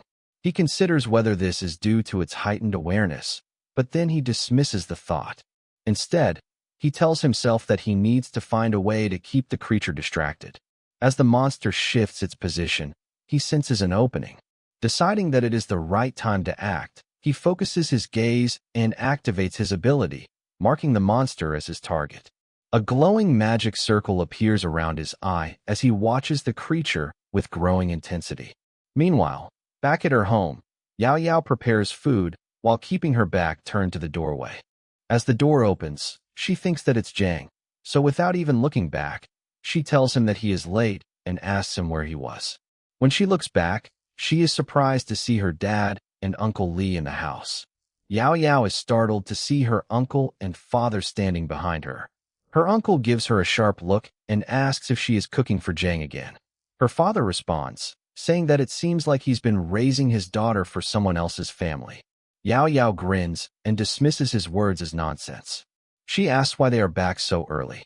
He explains that work at the office is finished, so they decide to leave. Since they rarely get to eat together, they are thinking of going to a restaurant for a nice meal. Yao Yao tells them that there's no need for that, because she's almost done cooking. Her father scratches his head in confusion, and her uncle suggests that they go to a restaurant another day and sit together for this meal instead. Then he turns to her and asks about Jang.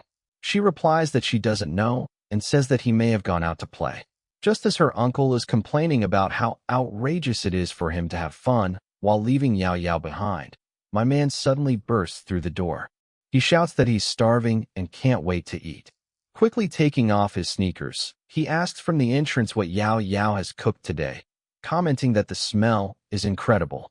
In a cheerful mood, he announces that he bought her favorite candy, but he was bitten by a big dog while buying it. Uncle Lee grabs his head in frustration, and the room falls silent as everyone stares at Jang. He freezes when he realizes that the whole family is home. He puts the lollipop back into his pocket and makes an excuse, saying that he got chased by a dog on his way here, so he is a bit disoriented. Uncle Lee raises a hand and says that since it's rare for them all to have time together, there's no need to ruin the mood. He invites everyone to sit at the table. As Jang sits down with him, he pats him on the shoulder and reminds him that it's okay to fight since he is still young. As Uncle Lou pours a drink into a glass, he casually remarks that he sees nothing wrong with a young man showing off in front of the girl he likes. Then, he brings up something he saw earlier and says that he saw him walking with a girl. As he asks him for her name, Yao Yao quickly replies that she is Yu Zhou. Their father nods, agreeing that she is quite good-looking, bright, clean, and with a nice figure. He says that if he was younger, he would have done anything to date a girl like her. After that, he raises his glass, suggesting a toast. Jang, feeling uneasy, wonders how his uncle can say such things in front of Yao Yao. She turns red, but agrees to the toast. His dad notices him sitting still, so he tells him to raise the glass. Jang looks at Uncle Lou with a smile, and without hesitation, he drinks everything in one gulp. Uncle Lou grins as he decides to let him show off a bit. Jang urges him to start eating since he's out all day and probably doesn't get the chance to eat home-cooked meals often. Uncle Lou chuckles, agreeing that this is a rare opportunity. He then comments that since Yao Yao often cooks at home, it's no surprise that her skills are top-notch. However, Uncle Lou suddenly looks at her with surprise. He doesn't believe it one bit since he always has to order takeout when he is at home. It seems like she puts a lot of effort into taking care of Jang Yu, preparing a variety of dishes for him. Jang looks at his uncle with a smirk on his face as he realizes that he has won this round. As they continue eating, they raise a few more toasts to each other. After some time, Yao Yao and her father prepare to leave. Near the door, Jang wishes them a safe trip. His uncle exchanges farewells with Uncle Lou, who grins at Yao Yao as she waves goodbye. As the door closes behind them, Jang picks up a bottle and asks him if he's thirsty. He replies no and sits down on the sofa. Jang approaches him while drinking water, letting it drip from his face. Lee sits silently, staring into the distance, before suddenly revealing that he has a question for him. Our boy is caught off guard and asks what it is. His uncle looks at him seriously and asks if he has awakened his abilities. This sudden question shocks him, and he stares at him with his eyes wide open. Bro tries to play it off and asks him what he means by awakening abilities. Uncle Lee tells him that he has been serving in the night patrol for 20 years, and he can recognize the injuries on his body in a single glance. He asks him what actually happened. Jang sits back down and tells him that it happened half a month ago. His uncle then asks him how he awakened the powers. Jang turns to Lee with a smile and asks if he is being interrogated. Lee, holding a cigarette in his hand, reassures Jang not to worry and just talk. Jang appears thoughtful and admits that he doesn't fully understand the situation since they have suddenly woken up. Li then questions whether the event has occurred on its own. He mentions that such incidents are extremely rare, happening only about once a year. Jang stretches out his hand and says that it might all be thanks to his talent. However, Li frowns and gives him a menacing look, making Jang feel uneasy. Li mentions that there will be a test this year, and everyone is required to pass the martial arts exam. Jang acknowledges this and assures him that both he and Yao Yao are already aware of it. Li seems surprised and asks if Yao Yao knows about it as well. He then speaks about how in recent years, the night patrol unit has been under immense pressure, with the number of casualties continuously rising. He offers Jang a back door by telling him not to participate in the martial examination and to take the college entrance exam instead. Hearing this, Jang asks him what he means by back door. He doesn't understand how his uncle can casually say something like this. Li explains that Jang will have the choice to enroll in one of several universities. He suggests that if he likes comics, he can join the art department or another suitable field without any problem. Jang has never realized that his uncle is so influential. Stepping closer, he hesitantly asks if, instead of enrolling, he can simply take the certificate. Li suddenly slaps Jang and shouts in disbelief. He declares that Jang will attend the Winter Academy since the environment there is ideal. He assures Jang that once he completes his studies, he will arrange a stable job for him, allowing him to live a happy life with Yao Yao. Jang holds his head in frustration, questioning why things have to be this way. He tells him that he still wants to try to become an extraordinary. This only makes Li angrier as he shouts that Jiang has to obey him. Li calms down for a moment and stands in front of him in silence. Jiang still refuses to listen and tells him that if he tries to offer him a back door, he will report him to the Night Patrol Bureau. Li makes a confused expression as he tries to comprehend what he just said. They stare at each other in tense silence before Li finally sighs and tells Jiang that he is not joking. He warns him that the world of special individuals is far more dangerous than he can imagine, and he should focus on his studies while letting him handle everything. Jiang, however, remains firm, insisting that he is also serious about this. He points out that danger surrounds them everywhere, and besides, he can't protect them forever. A heavy silence fills the room again before Li finally looks away and exhales deeply. He tells him that he will likely regret his decision after he truly understands it. However, before his junior year, if he ever wants to change his mind, he can always reach out. Jiang asks him not to get involved crooked paths in the future. Hearing this, Li starts walking towards the door. As he is about to leave, Jiang suddenly calls out to him, asking him to wait. Li turns back and questions what else he wants. Jiang then recalls something he has recently read in the information shared by Yao Yao. It states that special individuals can use all of their powers before death to prevent themselves from turning into something else. He then asks him if it is still possible for someone to transform even after exhausting all their strength. Li remains silent for a moment before finally confirming that such a situation can indeed occur, especially if a person possesses certain abilities or if there are external interferences. Li asks him why he is bringing this up, to which he simply scratches his head and says that he was just curious. As Li puts on his shoes near the exit, he reminds Jiang that if he chooses martial arts, he will eventually have to face those things.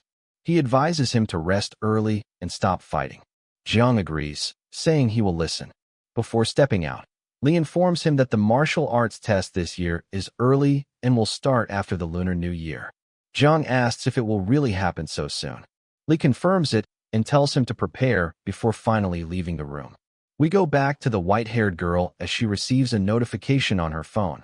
It informs her that the blogger she is following has uploaded a new video. Excited, she grabs her phone to check out the video. However, she also notices multiple comments from users who dismiss the video as another deception. Many believe that the Night Patrol uses real knives and weapons to eliminate the monsters, whereas the blogger merely relies on video editing to gain popularity. Another guy is mad that you has started doing brand deals. There are a total of 1,847 comments with 2.1 million likes on the video. Growing frustrated, the girl says that the number of haters has significantly increased lately. She believes they are simply jealous of Yu's skills. Annoyed by their skepticism, she hastily types an angry comment accusing them of not understanding anything and calling them all envious. While typing the comment, she pauses for a bit and stares silently at the screen.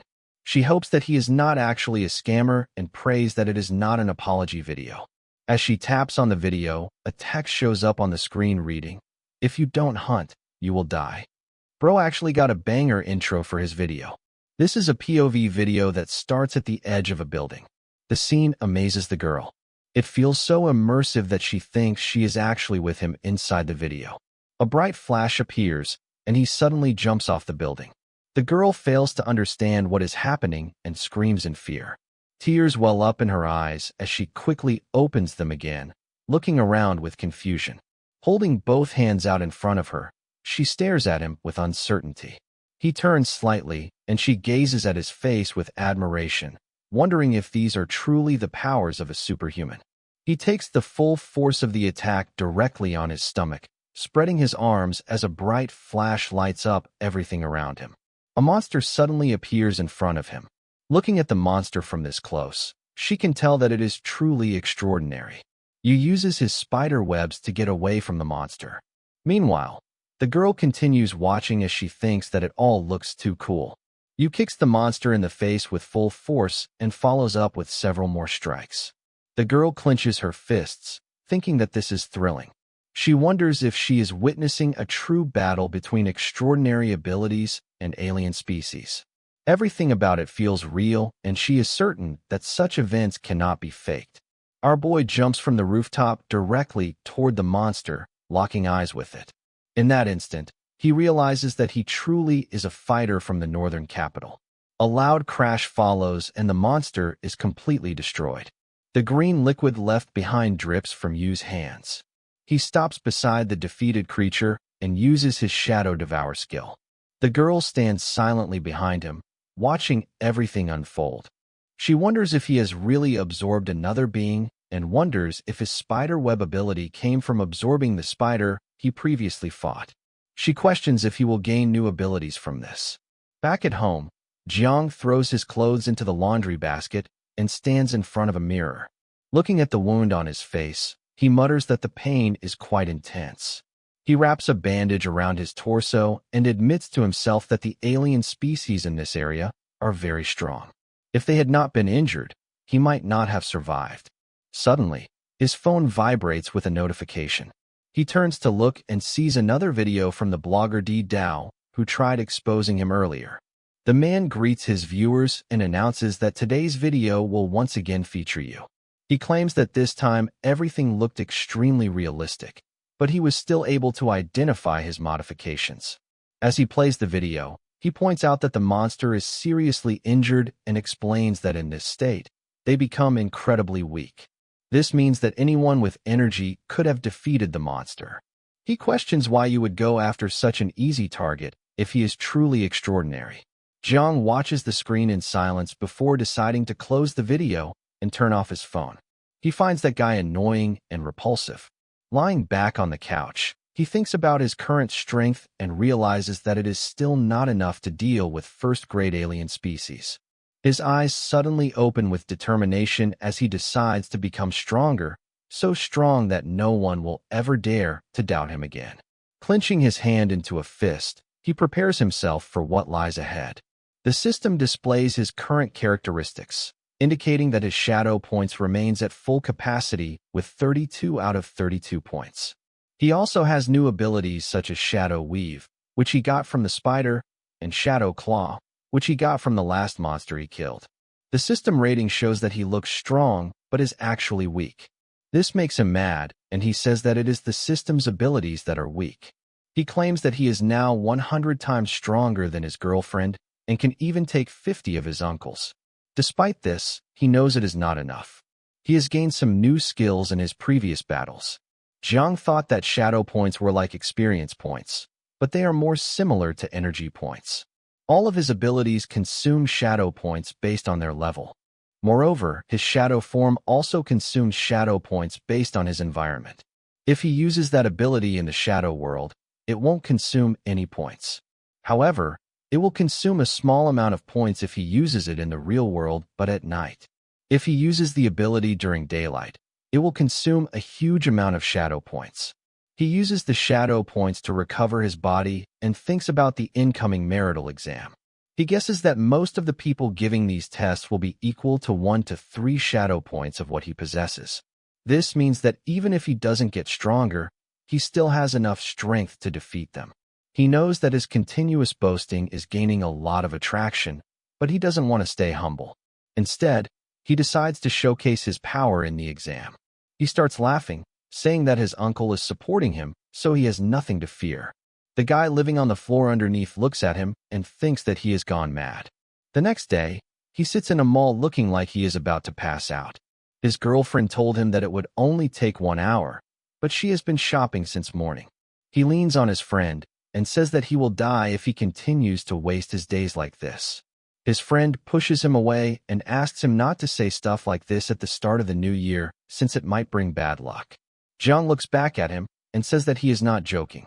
If he doesn't hunt, he will actually die. This makes his friend a bit concerned, and he asks him what he means. Jang suddenly looks back at his girlfriend and says that it was nothing. The four of them decide to go to a restaurant to eat something. Jang assures them that he will choose a restaurant that caters to everyone's preferences. After some time, they find themselves in a cafe with a menu filled with dishes like garlic oysters, steamed oysters, and fried onions. The girls look at it in confusion, while Yao Yao questions whether this is really the cafe that caters to everyone's preferences. The green-haired girl confirms it, but comments that the place seems more suited for male students. Jiang glances at the menu and informs the waiter that he has recently been injured and needs to recover lost energy. He orders toast, soy sauce, fried rice, and egg soup. The waiter takes note of his order and reassures him that it is a great choice. Yao Yao, with a smirk, expresses her surprise at his selection, expecting something more unique. Jiang admits that the dishes are quite ordinary and then requests larger and fresher oysters. The waiter is shocked after hearing this and stares at him in disbelief. After some time, the waiter brings their food and wishes them an enjoyable meal. Jiang offers the food to his girlfriend, telling her that there is no need to be hungry, but she refuses it. At that moment, a message arrives on her phone announcing that the martial arts exam has been rescheduled. The test date has been moved up and the test will gradually begin on the 17th of February. The tests will likely end on the 20th of the same month, and the specialized training camp will open on the 25th of the same month. Her friend reacts with surprise and asks if this is really true since the martial arts exam seems mandatory. The other friend tells them that they will have to take the qualifications test after the end of the year days, which makes it more complicated and annoying. Jiang reassures them, casually patting one of them on the shoulder and remarking that their qualifications are not high enough to worry about it. The friend sarcastically thanks him for the comment. He then shares a story from his past, recalling how he was chased by a specter from the alien species when he was just 7 years old. By the time the night patrol arrived and defeated the creature, he had fallen ill and suffered many psychological disturbances as a result. With a grin, Jiang confidently declares that he could have easily fought off that member of the alien species if he was in his place. My man turned into Pinocchio. Yao Yao, unimpressed, asks him if he really thinks everyone is stupid like him. She points out that not everyone shares his confidence. Most people adopt the mentality of escape. She says that it is a good thing since the effects of the events caused by the alien species remain engraved in their hearts. All of them fall silent for a few seconds. Their table remains full of uneaten food, as in Yao Yao exchange glances. Eventually, he spreads his arms and tells them that there is no need to be so serious and they should offer a toast. Before he can complete his gesture, a sudden deafening noise erupts, causing everyone in the cafe to jump from their seats in fear. Turning toward the source of the disturbance, Yao Yao recognizes the sound as a pollution siren. The alarm means that the alien species has invaded the commercial center. Panic spreads quickly, leaving many people frozen in terror. A man shouts for everyone to evacuate and chaos ensues as the crowd rushes toward the exits. Desperate voices beg those ahead to move faster, while others, overwhelmed with fear, cry out that the danger is already too close. Amidst the panic, only Jang, Yao Yao, and their friends remain still, watching the unfolding situation. The guy looks at the people in worry as they try to push each other to get out. The green-haired girl looks at her phone for an update and asks them what they should do. Yao Yao, after a brief moment of thought, advises everyone to stay calm and move toward the exit in an orderly manner. Before they can move, they hear Zhang's voice telling them to move out of the way. Before she can understand, Zhang suddenly punches the wall, creating a massive hole. The unexpected action leaves everyone around them stunned, especially Yao Yao, who stands there and watches it in shock. Zhang waves at her and asks why she is still standing there. They need to run. Without hesitation, the group rushes toward the new exit, hastily created by his own hands. Moving carefully, he scans the surroundings when he spots someone running in the opposite direction. The person shouts an alarm, insisting that someone else is there before disappearing into the crowd. A bright red glow flickers, setting off a wave of unease. Zhang immediately realizes the monster is nearby. With so many people around turning into a shadow form, here would expose everything. Without thinking, he grabs Yao Yao's hand, pulling her along. Panic spreads through the crowd and gasps of fear fill the air as people struggle to catch their breath.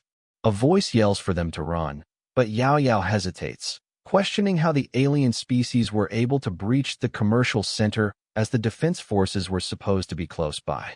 Jiang shakes his head, saying it's too late to think about that now. They just have to escape. He says that they are lucky as the people were able to evacuate. Otherwise, they could have had a major massacre inside the commercial center. Pointing to the side, he signals the way out. As the group reaches the exit, he suddenly stops. With a panicked expression, he tells everyone to hold on to him tightly as the place is about to collapse. Before anyone can react, the entire place crumbles and they all scream in terror. They grasp onto each other, but it's too late. Together, they all fall down. Jiang struggles to his feet, wincing from the pain. Looking around, he checks on the others. Yao Yao, rubbing her chin, assures him they're mostly fine, just some scratches. They suddenly hear the voice of the other friend who screams in pain as he thinks his leg is broken. They notice him sitting in the distance with a heavy concrete block pinning his leg. Jiang hurries over, gripping an iron rod jutting from the rubble. He reassures his injured friend, promising to help. With a determined effort, he lifts the slab, freeing the trapped leg. The injured one groans, but the weight is gone. Yao Yao hands him some pills, instructing him to take them as they should ease the pain. He swallows them quickly, still shaken, and glances around in fear. The guy starts sweating and asks them where they are. He feels like he is in a dark place. Yao Yu is surprised hearing this and says that she has never seen such a situation. Kneeling down, Jiang places a palm against the ground. He knows that this is the floor of the commercial center and guesses that they are in the basement. However, his expression suddenly changes. Something feels wrong. As dark energy swirls around his hand, he recognizes something. This sensation, it's too familiar. His breath catches. He thinks to himself, if they have all been pulled into the shadow layer. All around them, voices of distress fill the air. People cry out, some injured, others simply terrified. A small girl clings to her father while crying. The father soothes her, assuring her that the night patrol will come to their rescue. Jiang gets worried looking at all this. He knows that this is bad since too many people are trapped inside the shadow layer. There is no way to move within the shadow layer, which means the night patrol will take longer to arrive. If they stay here for a long time, even if they aren't attacked by the alien species, the pollution here can kill them. He knows that he has to get everyone out of here quickly. Thinking fast, he turns to Yao Yao and asks if she is wearing the watch given to her by her dad. Her eyes widen as she looks at the watch and she tells him that she forgot about it.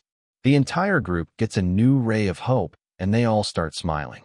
Pressing a button, she explains that the device can send a distress signal, which will alert the Night Patrol Division. The green-haired girl gets a bit too excited and says that Yao Yao has saved them with her intelligence. Even as the others celebrate, Jiang remains deep in thought. He isn't sure if the signal will speed up the rescue. Still, the watch should fend off the pollution for a while.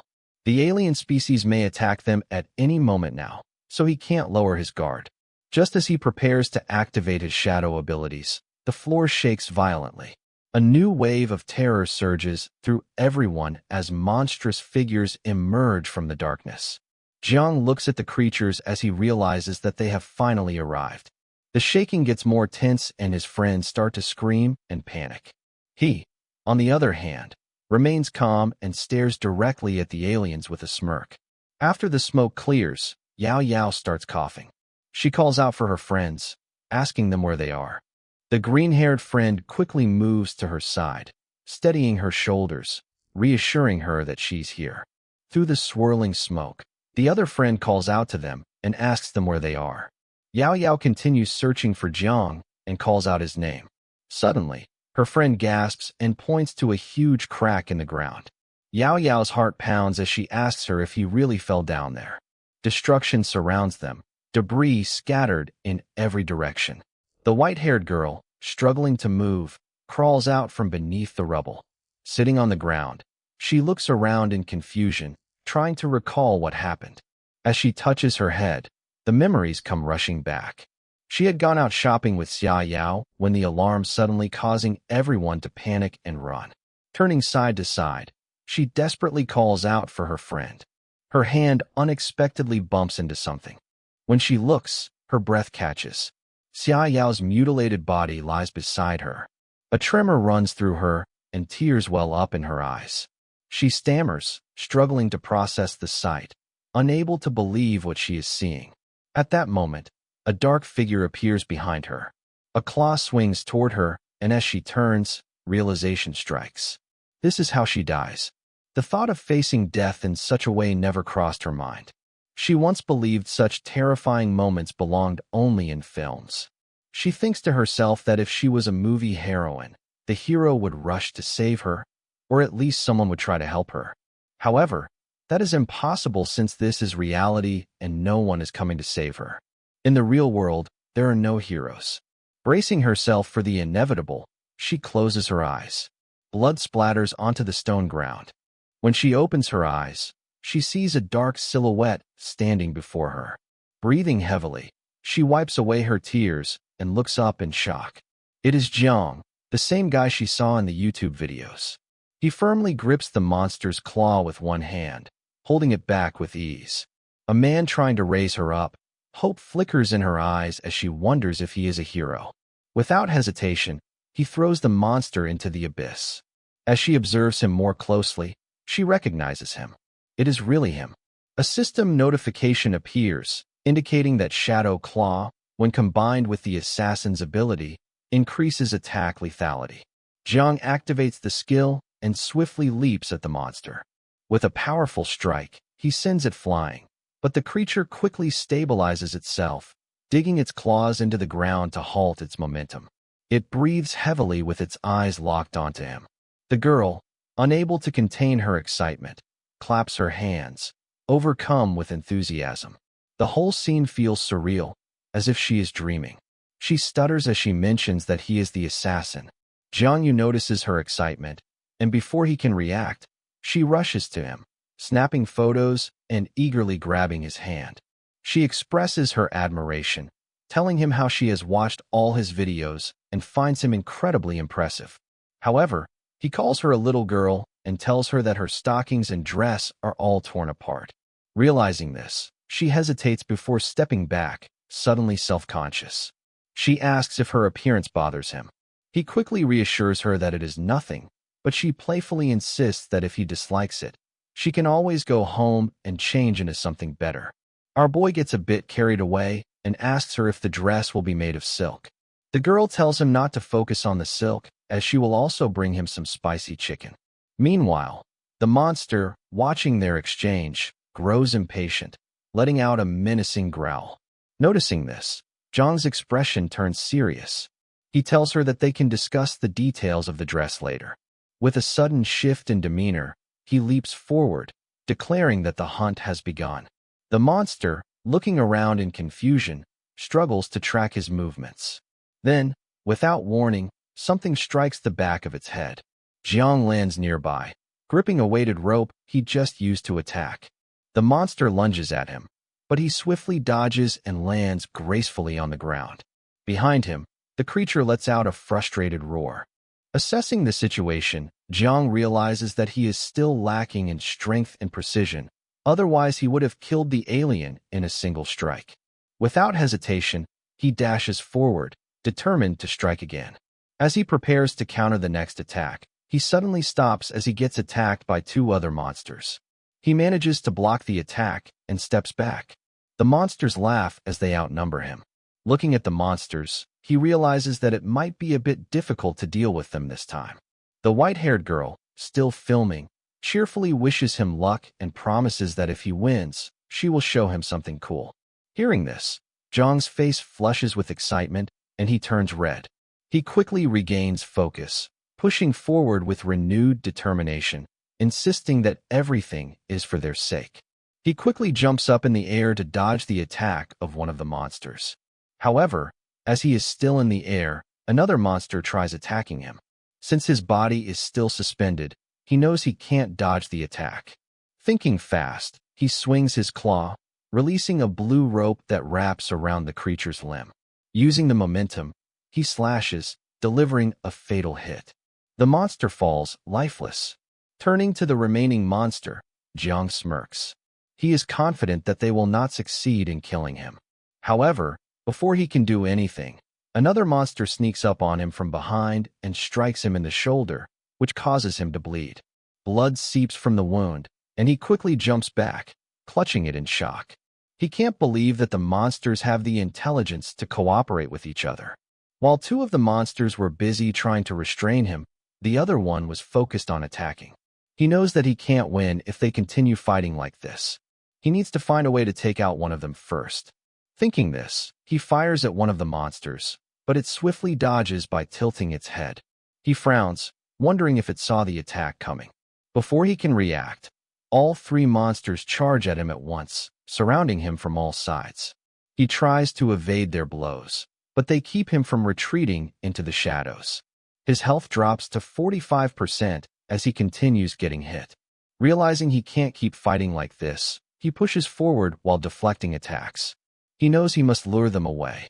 Just as he moves, one of them strikes his back and his health plummets to 35%.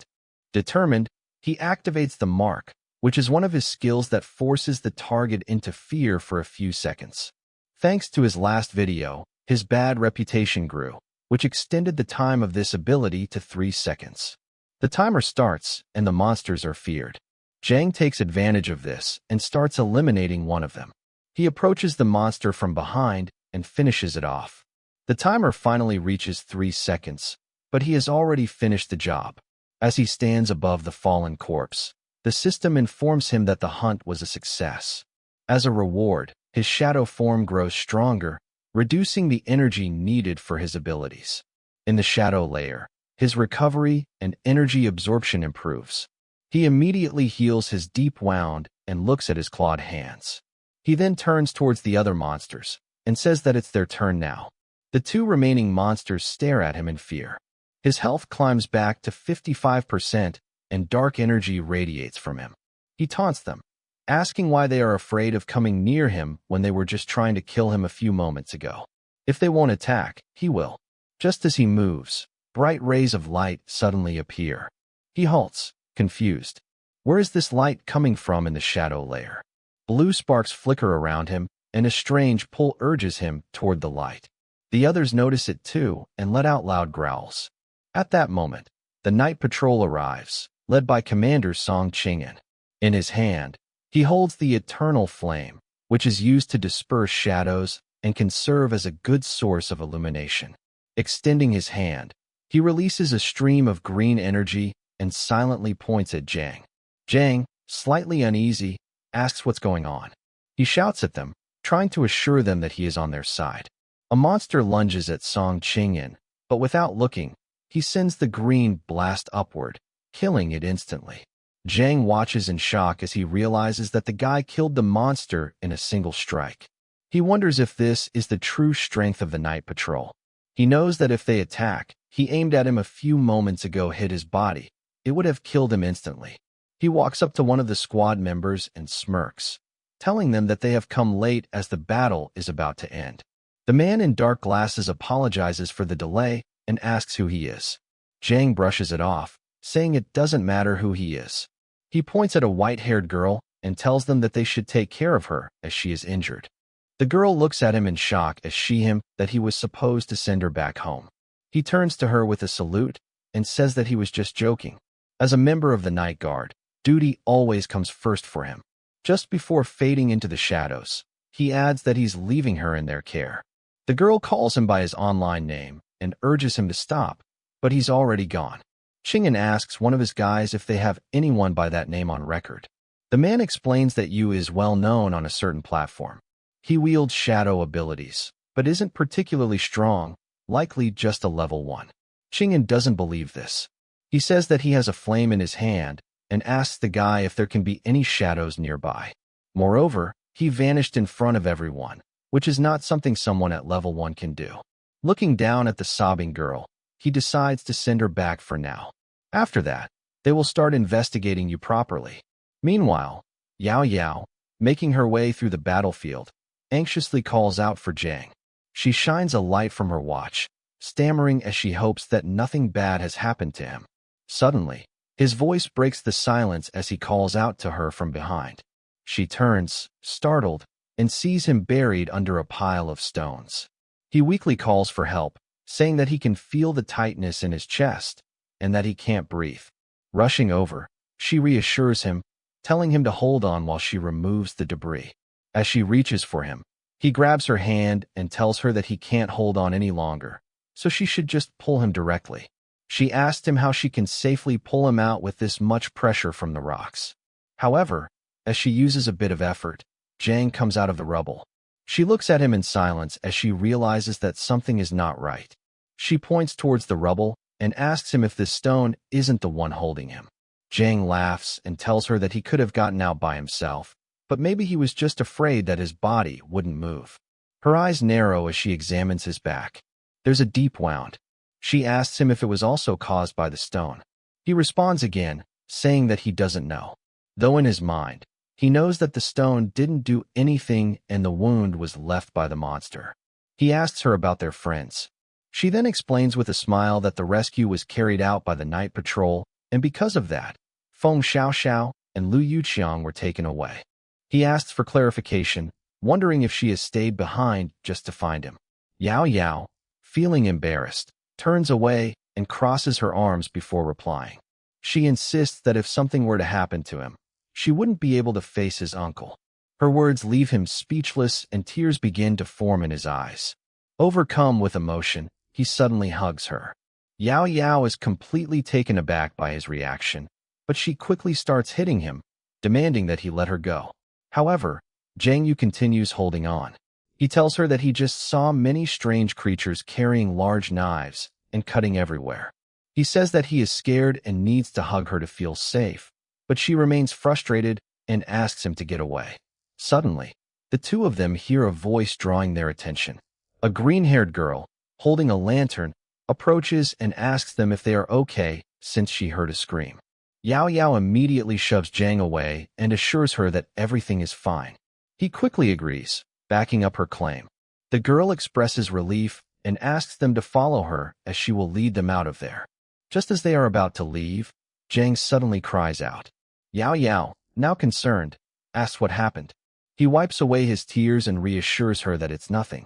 At that moment, a realization dawns on him. He had completely forgotten to absorb the shadow points from the creatures he had defeated. The next morning, inside the night patrol headquarters, Jang is being interrogated. He sits in the interrogation room with a girl named Li Yun, who is an officer of the night patrol. He tells her that his name is Jang and he is 18 years old. The entire conversation is being recorded. The girl then asks him if he started his school this year, and he confirms it. She tells him that the recent incident has affected him quite a lot. According to standard procedure, individuals involved in the incident must receive psychological treatment and medication from a night patrol office, and the effects of this treatment will last for a month. She looks at him and explains that during this period, if the military exam is conducted, the evaluation grade for the qualification test will decrease significantly. Hearing this, Jang asks her if he can just skip the treatment since he feels mentally well. The girl elaborates, warning him that contamination effects can remain hidden and by the time symptoms appear, it might be too late. Because of this, treatment is mandatory. He tells her that he has less than 10 days left until the military exam and says that it might create a conflict with the timing. She reassures him that there's no need to worry as similar incidents have happened in the past, and the night patrol has developed policies to accommodate such cases. If needed, individuals can apply in advance for special considerations. Curious about the process, Jang listens as she places a document in front of him and instructs him to have his parents or guardian sign it. Preliminary testing, she explains, is conducted during night patrols with results recorded in the system. The procedure is structured like an exam using the same equipment and ensuring fairness. The night patrol also guarantees safety in case of unexpected complications. Jang calmly informs her that his guardian is his uncle, who also works for the night patrol. Hearing this, the girl comments that this simplifies matters and asks for his uncle's name. Jang hesitates before responding and reveals that his uncle works in the East Zone 1 in a regular administrative position. He tells her that his uncle is Li Xuanguang. At the mention of this name, Yin leans forward in excitement and asks him if he is talking about Li from the Mu family. She asks him if Shun means 3 dots and Guang means brightness. When Jang nods in confusion, she questions whether he is sure his uncle is in a regular administrative position. Puzzled, he asks if that isn't the case. He thinks that he might have been fired and being interrogated, so he tells her that he hasn't reported him yet. The girl laughs and reassures him that nothing is wrong. She does not explain further. After organizing the documents, she tells him that she can take him directly to his uncle and instructs him to follow. Soon, they enter a large 3-story building with a glass-domed ceiling, passing by rows of military uniforms, weapons, and holograms. She reminds him to stay close. Jang, eager to take in his surroundings, acknowledges her instructions. He wonders if this unusual-looking place is their headquarters. As they walk, 2 military personnel pass by. One of them, a green-haired young man, questions whether Jang is part of the night patrol. The other soldier confirms that multiple background checks have been conducted and he has no known records in their system. Jang overhears their conversation, his eyes widening in shock. Yun, noticing his reaction, asks if something is wrong. He hesitates before brushing it off, explaining that it's his first time in the building and he feels a little uneasy. Inside, he is getting a bit worried since the night patrol has started investigating him. Upon reaching the door, Yin informs him that he should wait and rest while she goes to look for Li Xuanguang. Once inside the room, Jang looks around in surprise. Yao Yao and Feng Xiaoxiao are already there. It seems like Yao Yao is still talking to the white-haired girl. She stands up from her seat and asks her if she really met the assassin. The white-haired girl proudly confirms that she did and even credits him for saving her. Jang, observing the white-haired girl, wonders why she is there as well. Meanwhile, Yao Yao quickly turns to him, gestures toward the chair next to hers, and urges him to sit. Once he does, she turns her attention back to the white-haired girl and asks her what happened after she met you. She describes how she saw him fight 10 monsters at once. He was calm and serious, and in 1 second, when the shadow sword appeared, he decapitated all the strange monsters. She continues her story and mentions that when he was fighting the strange creatures and couldn't hold on anymore, members of the Night Patrol Department arrived. However, he disappeared into the shadows, leaving behind a glorious performance of his actions. Jang listens to her story and thinks she is exaggerating too much as most of those things didn't even happen. Noticing her stockings, he smirks and decides to forgive her for her choice. Yao Yao, after listening thoughtfully, asks who this person is. She mentions that he doesn't seem like a member of the Night Patrol. The girl points out that he seems like a student, just like them. Curious, she asked where this information comes from. The white-haired girl, twirling a strand of her hair, explains that his words, actions, and intuition all suggest it. Most importantly, she adds, he has a particular fondness for a girl's socks, which are transparent and snug. She then points at Jang and says that he is exactly like him. Jang, surprised, tries to clarify, but before he can, Yao Yao suddenly grabs him by the hair and raises her fist, telling him that his character hasn't changed one bit. He stutters in response and tries to stand up when Luz suddenly rushes into the room. Seeing her father, she asks in confusion what's going on. Breathing heavily, he asks if she's okay and if it's true that she entered the shadow layer. Yao Yao pinches Zhang's cheeks and tells him that everything is fine and nothing has happened to them. She assures him that Jiang is fine, too, but his body is itching a bit. Her father nods with a smile and, since everyone is safe, tells them to follow him. A while later, they are sitting in a small office. Yao Yao asks him if the situation is serious this time. He confirms it and says that this is the first time in history that an entire store has fallen into the shadow layer. The number of victims is still being counted, but thankfully, no one was hurt. Due to this incident, he informs them that their test will be conducted earlier than planned. As he speaks, he reaches for a cigarette but stops when he sees Lu Yao Yao's disapproving look. He starts explaining to them the test and mentions that it is divided into 2 stages. The first stage is the ability test, and the second stage is the willpower test. He puts his cigarette back on the table and says that the ability test is also called the initial awakening test, where students are exposed to contamination to awaken their abilities. This test is relatively low risk as it determines students' specialties based on the characteristics of their abilities. After that, there's the willpower qualification test where their willpower and mental strength will determine their success or failure. He leans forward with a serious expression and reveals that the final test is what determines if they are extraordinary or not. Zhang asks him if this means that willpower is the key to the second test. The stronger someone's willpower, the more chances of them being successful. Lu's father shakes his head and clarifies that it's not that simple. Some people can endure extreme pain, like losing an arm, yet their qualifications remain average. Others, who seem carefree or foolish, sometimes show the greatest potential. Willpower isn't just measured solely by endurance.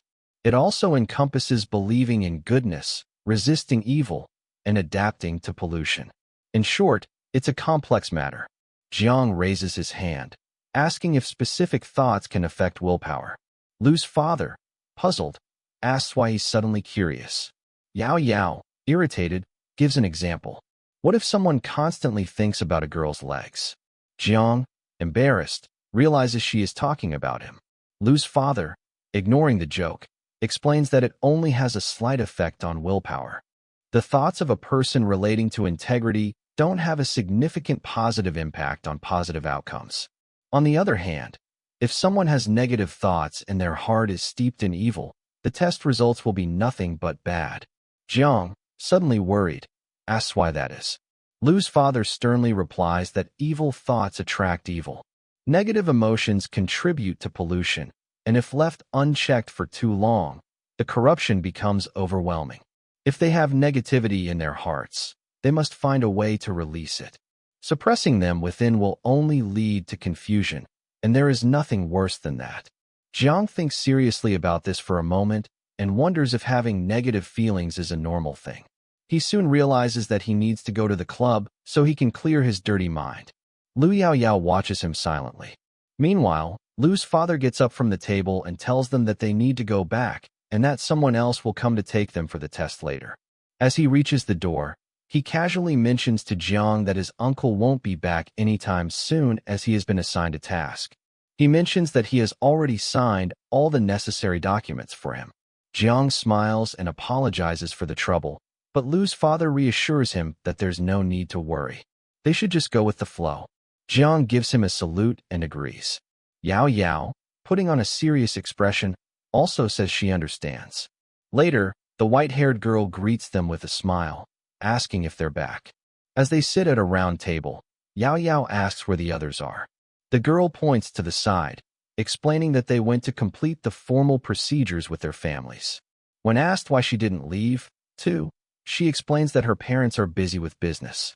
Just a few days ago, they left the city and haven't returned yet. She just had a call with them a little while ago, and they managed to complete the procedures remotely. Suddenly, Yu Qian's voice fills the room as he announces that everyone is present.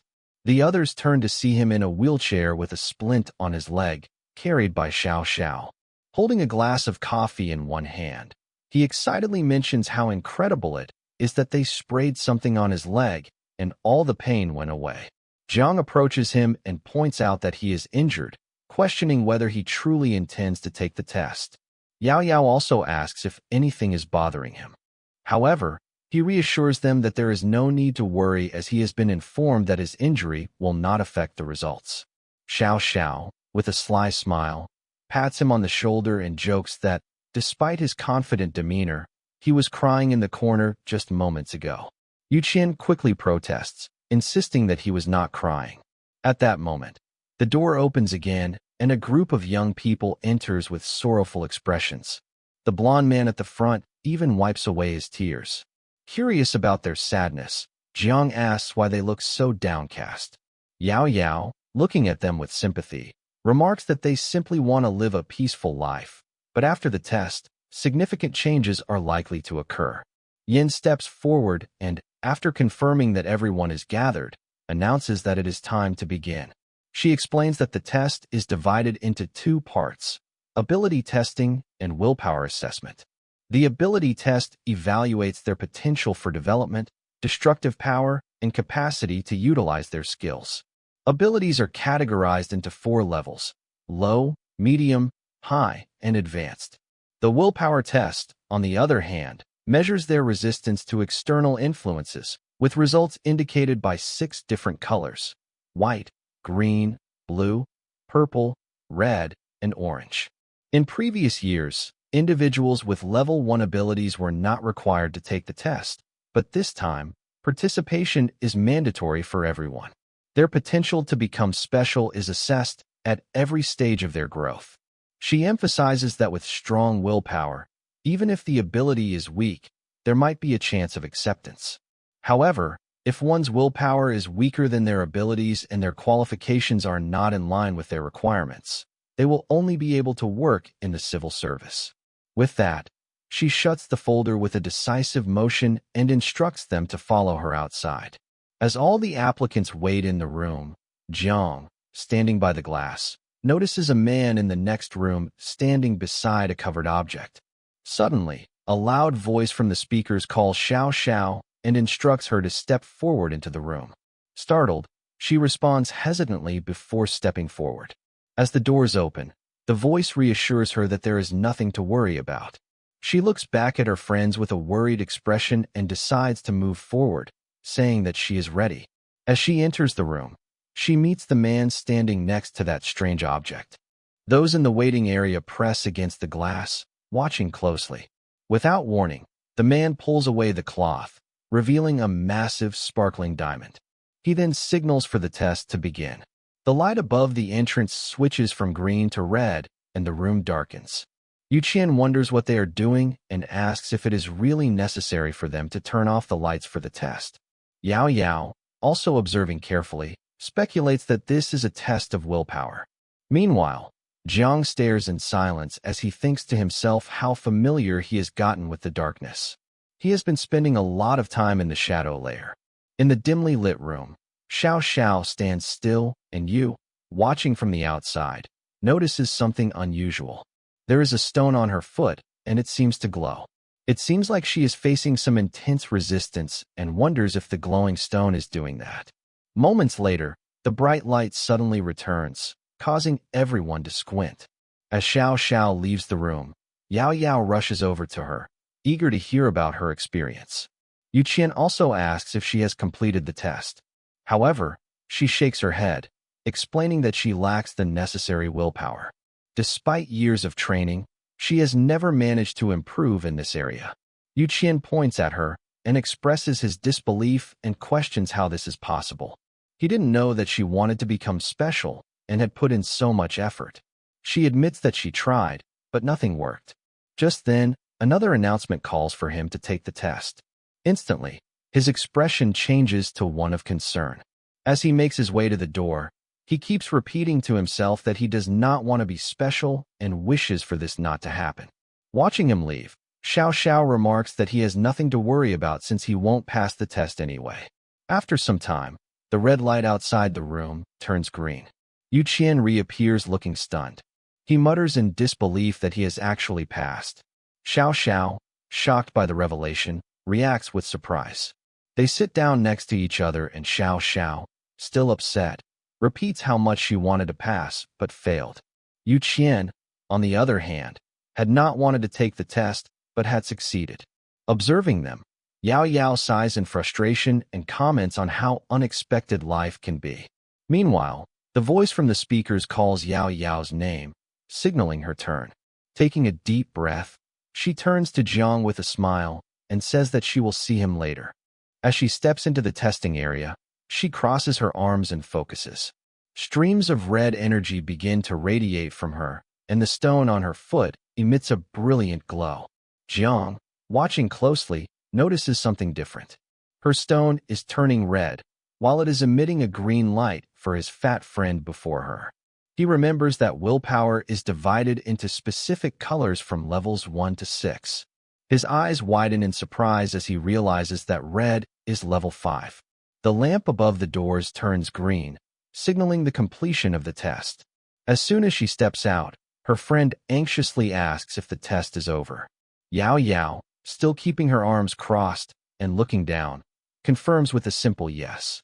Standing nearby, Jiang laughs awkwardly and asks if she is exhausted. She struggles to catch her breath, but only tells him that he will understand everything once he goes inside. Without hesitation, Jiang rushes toward her and embraces her, jokingly asking why she doesn't give him some motivation. She clenches her teeth, visibly irritated, and pushes him away, telling him to leave her alone. Just then, an announcement is made, calling Jiang the next participant. Excited, he runs toward the door, waves at her, and heads inside. Watching him go, she clenches her fists but still manages a small smile, wishing him good luck. He thanks her and walks inside. As soon as Jiang steps into the room, the lamp above the door turns red. A man approaches him, holding a piece of paper, and asks for his name. Jiang confirms his identity, after which the man takes his application and hands him a small test tube with a blue lid. He then asks if Jiang has already awakened his abilities. Jiang nods in confirmation. The man instructs him to drink the liquid. However, as he looks up from the papers, his expression changes to one of surprise, and he questions again whether Jiang has really awakened his abilities. Jiang, having already consumed the liquid, tells him that he woke up naturally. The man, seemingly dismissing any further questions, points toward a stone and a blindfold stating that they should just start the willpower test directly and instructs him to put it on. Soon, Jiang stands in the middle of the room with the blindfold on. He suddenly feels a presence as the man places both hands on his shoulders. The man reassures him to stay calm and let his instincts guide him. He explains that since Jiang's abilities have awakened, he will soon experience his consciousness separating from his body. There is nothing to fear. He just needs to move ahead. With that, the man pushes him forward, urging him to go. As Jiang steps forward, something feels off. He senses himself falling into an endless void. A blue shimmer surrounds him, and then, in an instant, he lands on a water-like surface. Looking at his hands, he marvels at the strange sensation.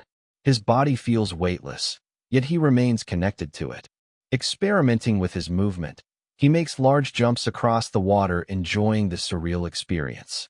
The man, observing from a distance, watches in bewilderment as Jiang moves erratically, twisting and leaping. He exclaims at how unusual it is, but quickly warns him to stop jumping as it could disrupt the test. Jiang quickly composes himself, acknowledging the warning. He then begins running toward a large glowing stone in the distance. It seems too easy at first, but as he moves forward, he notices a strange change. His body starts sinking. His eyes widen in shock as he realizes that he is being pulled underwater. The deeper he goes, the heavier his body becomes, making it harder to breathe. As he descends further, unfamiliar emotions flood his mind: despair, sadness, and anger. But through clenched teeth, he forces himself to focus. He understands now. He must resist these emotions.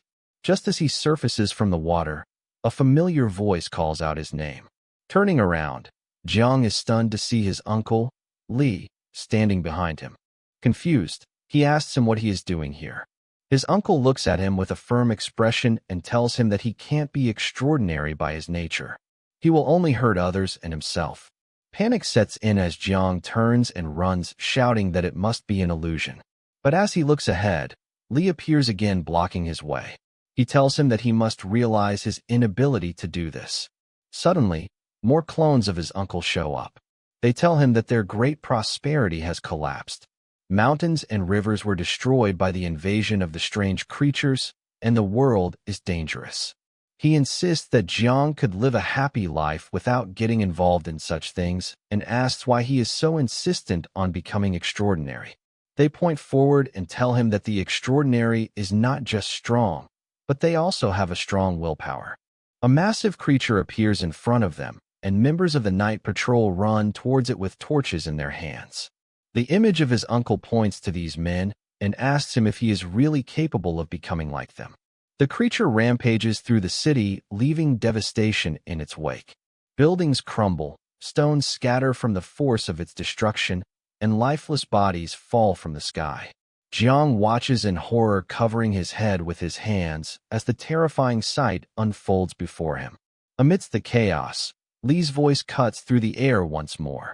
This time, he lights a cigarette and declares that this is the fate of the extraordinary. He asks Jiang if he truly wants to end up like them. He tells him not to deceive himself. He just wants to show off that he is one of them, and this is the truth. More and more copies of his uncle appear, repeating the same words. They compare him to countless teenagers who dream of being heroes, wanting excitement, admiration, and love, yet unwilling to put in the effort. Jiang starts to get overwhelmed by all of these voices. They accuse him of wanting to believe he is different from others, even when he has no real abilities. The realization creeps in. Perhaps he truly isn't special. He clutches his head, sinking to his knees as the illusions around him laugh mockingly. In the distance, he can see a fiery flame burning brightly amidst the darkness. The night patrol guy who died in the start approaches him with the flame. The images explain to him that the dark side of the world isn't just a hidden layer. Even with the bright sun overhead, there will always be things unseen. This is the hidden world. Jiang reaches out, but the guy vanishes and his torch falls into the water. Once again, terrifying monsters appear in front of him. The voices tell him that the disaster isn't actually facing the dark side, but being extraordinary. The image of his uncle appears again and asks him if he is truly capable of being extraordinary. Hearing this, Jiang looks up with a furious expression and clenches his teeth.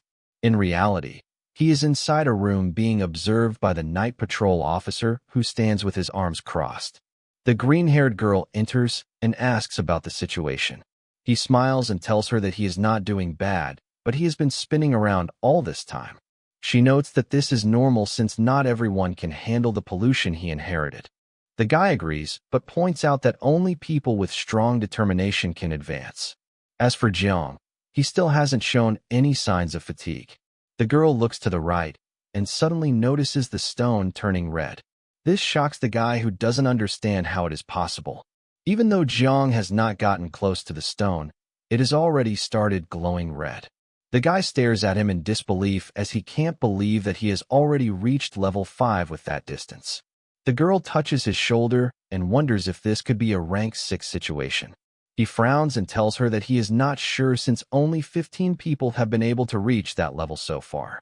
Jiang steps forward and the guy watches, unable to comprehend what's happening. As Jiang gets closer, the light seems to be fading. He quickly asks the girl to check his wristband for any errors. The girl assures him that the data is correct. The guy is still in disbelief since the closer Jiang moves to the stone, the stronger his willpower should be. However, with each step, it seems like his willpower is getting weaker. Jiang continues moving cautiously, reaching out toward the stone. The guy, still confused, questions if this is some kind of joke. Even someone at rank 6 shouldn't be able to do this. Yet, at that moment, Jiang finally places his hand on the stone. A bright yellow light radiates from it, and a black vortex appears in the sky. A voice echoes in Jang's mind telling him that he shouldn't seek to be special. He should think about his life, his friends, and the people he cares about. Suddenly, Yao Yao appears before him offering her hand with a warm smile. He takes it, and the voice reminds him that this is where he belongs. Jang finally talks to the voice and says it is enough. The illusion shatters, and he is back in the room. He comments that it was talking in his ear and wonders if it was part of the test. He smiles and wishes that he at least should have been offered all the girls. Inside that strange vortex, he starts walking towards his uncle who now seems a bit anxious. Jang admits that at first he was a bit scared and even a bit resentful. At first, he only wanted to be seen as a hero without truly caring about anything else. But in this world, there are no superheroes, only ordinary people who succeed through their dedication and hard work. It is thanks to their silent efforts that led to the peace and stability they enjoy today. He reaches out to grab the torch and mentions that he has already enjoyed peace once before. The entire atmosphere lights up as Jiang says that this time he doesn't want to hide under others' shelter anymore. He raises the flame and announces that he wants to become the eternal flame for others. His uncle stares at him in shock as he claims that he wants to light up the darkness. The scene changes to the office where Lu's assistant approaches him with documents reporting that the ground collapse incident had affected the second, third, and fourth floors of the shopping center. The fifth floor was also damaged, though not entirely. About 850 people were involved. 700 were trapped in the shadow layer. Over 650 have been rescued, and the rescue operation is still ongoing.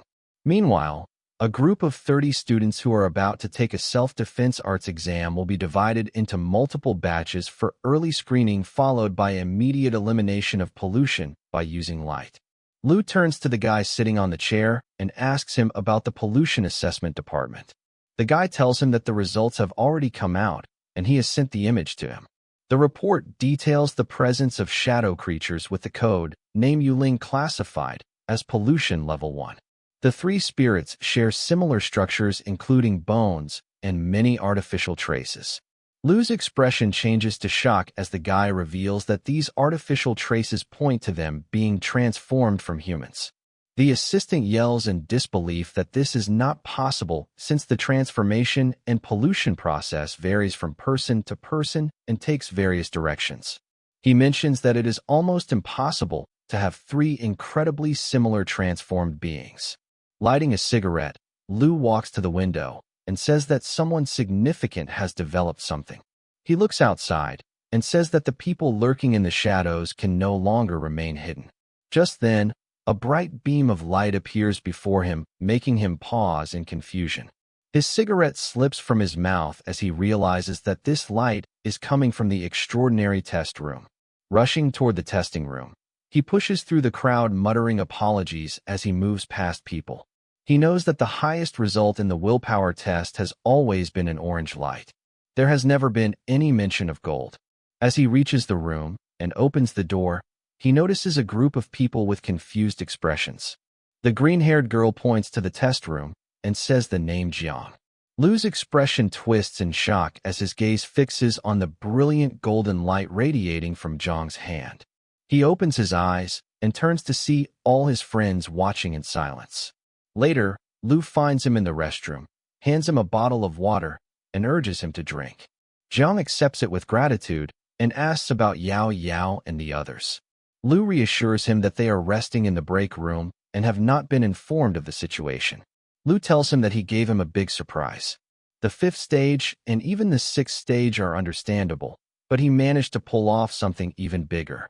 Jiang grins and curiously asks if his golden light is legendary and superior to the sixth rank. Lu hesitates before admitting that it is hard to say for certain.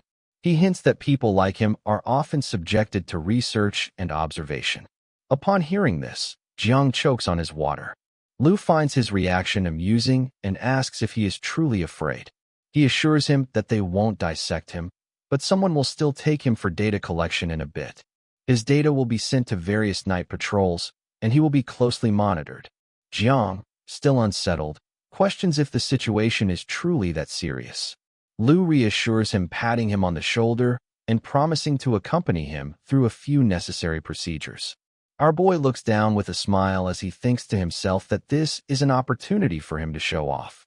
In the next scene, he sits in front of a panel of 3 officers answering questions about his name and age. He introduces himself as Jang and states that he is 18 years old. When asked about his hobbies, he simply replies that he spends his free time reading and playing sports.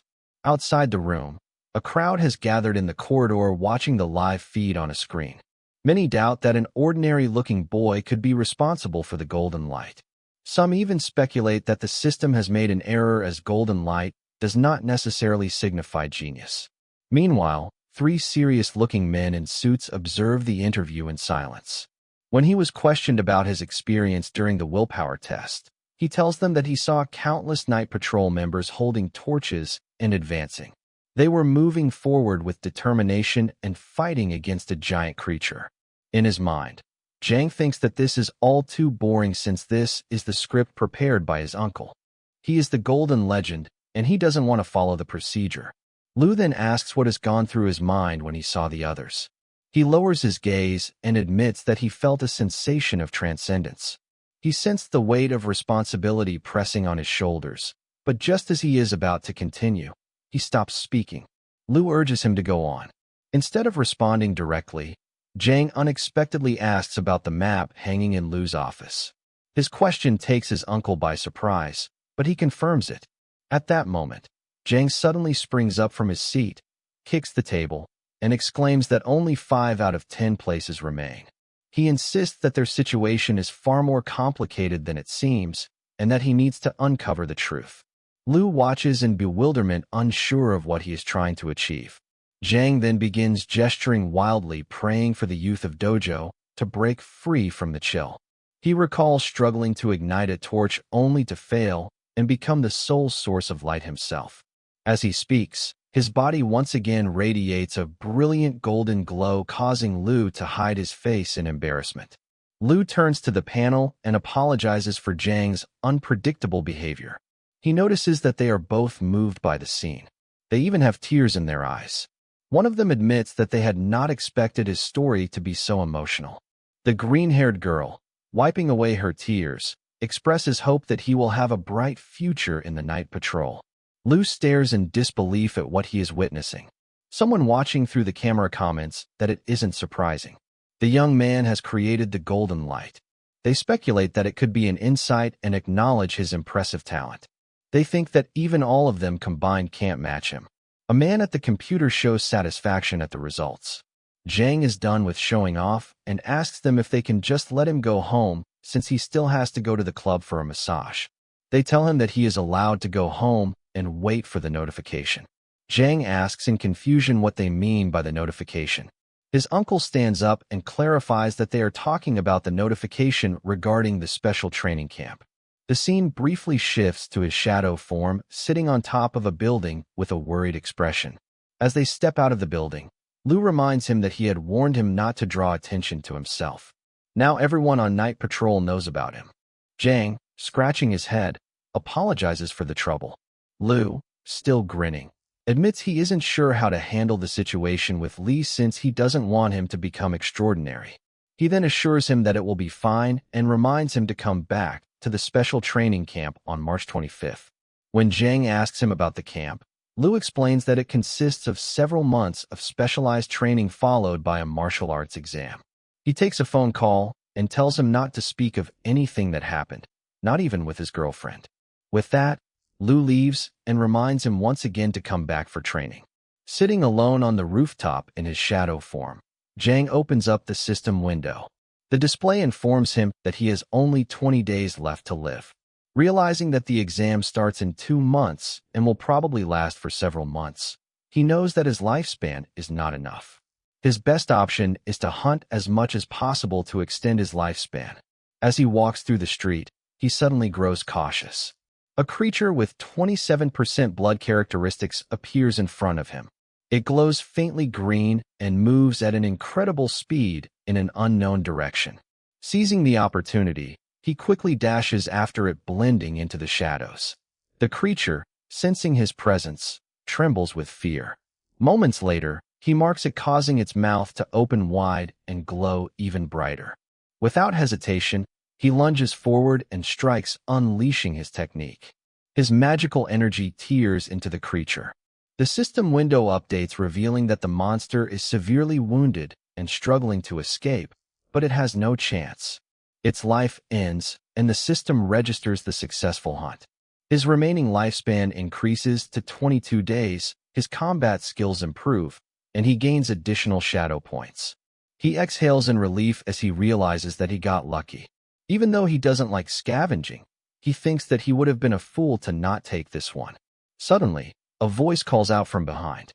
Turning cautiously, he sees a man standing in the shadows. The man, wearing a red helmet, demands to know where his creature is. Uneasy, Jang tries to formulate a response as he is absorbing the shadow points from the creature. The man then pulls out a club and steps forward aggressively, accusing him of being a thief. Confused, Jang asks what he means.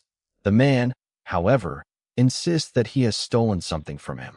Jang flinches as the man approaches him, but for some reason, he stops. A realization dawns on him. Removing his helmet, he carefully examines his face. The man suddenly bursts into excitement as he realizes that this is the famous internet sensation Yao.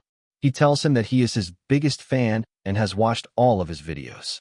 Before Jang can even say anything, he takes out his cell phone and forces him to take a selfie. He also offers to split the creature from earlier as 70 and 30. Jang asks him what a scavenger means and what he was talking about earlier.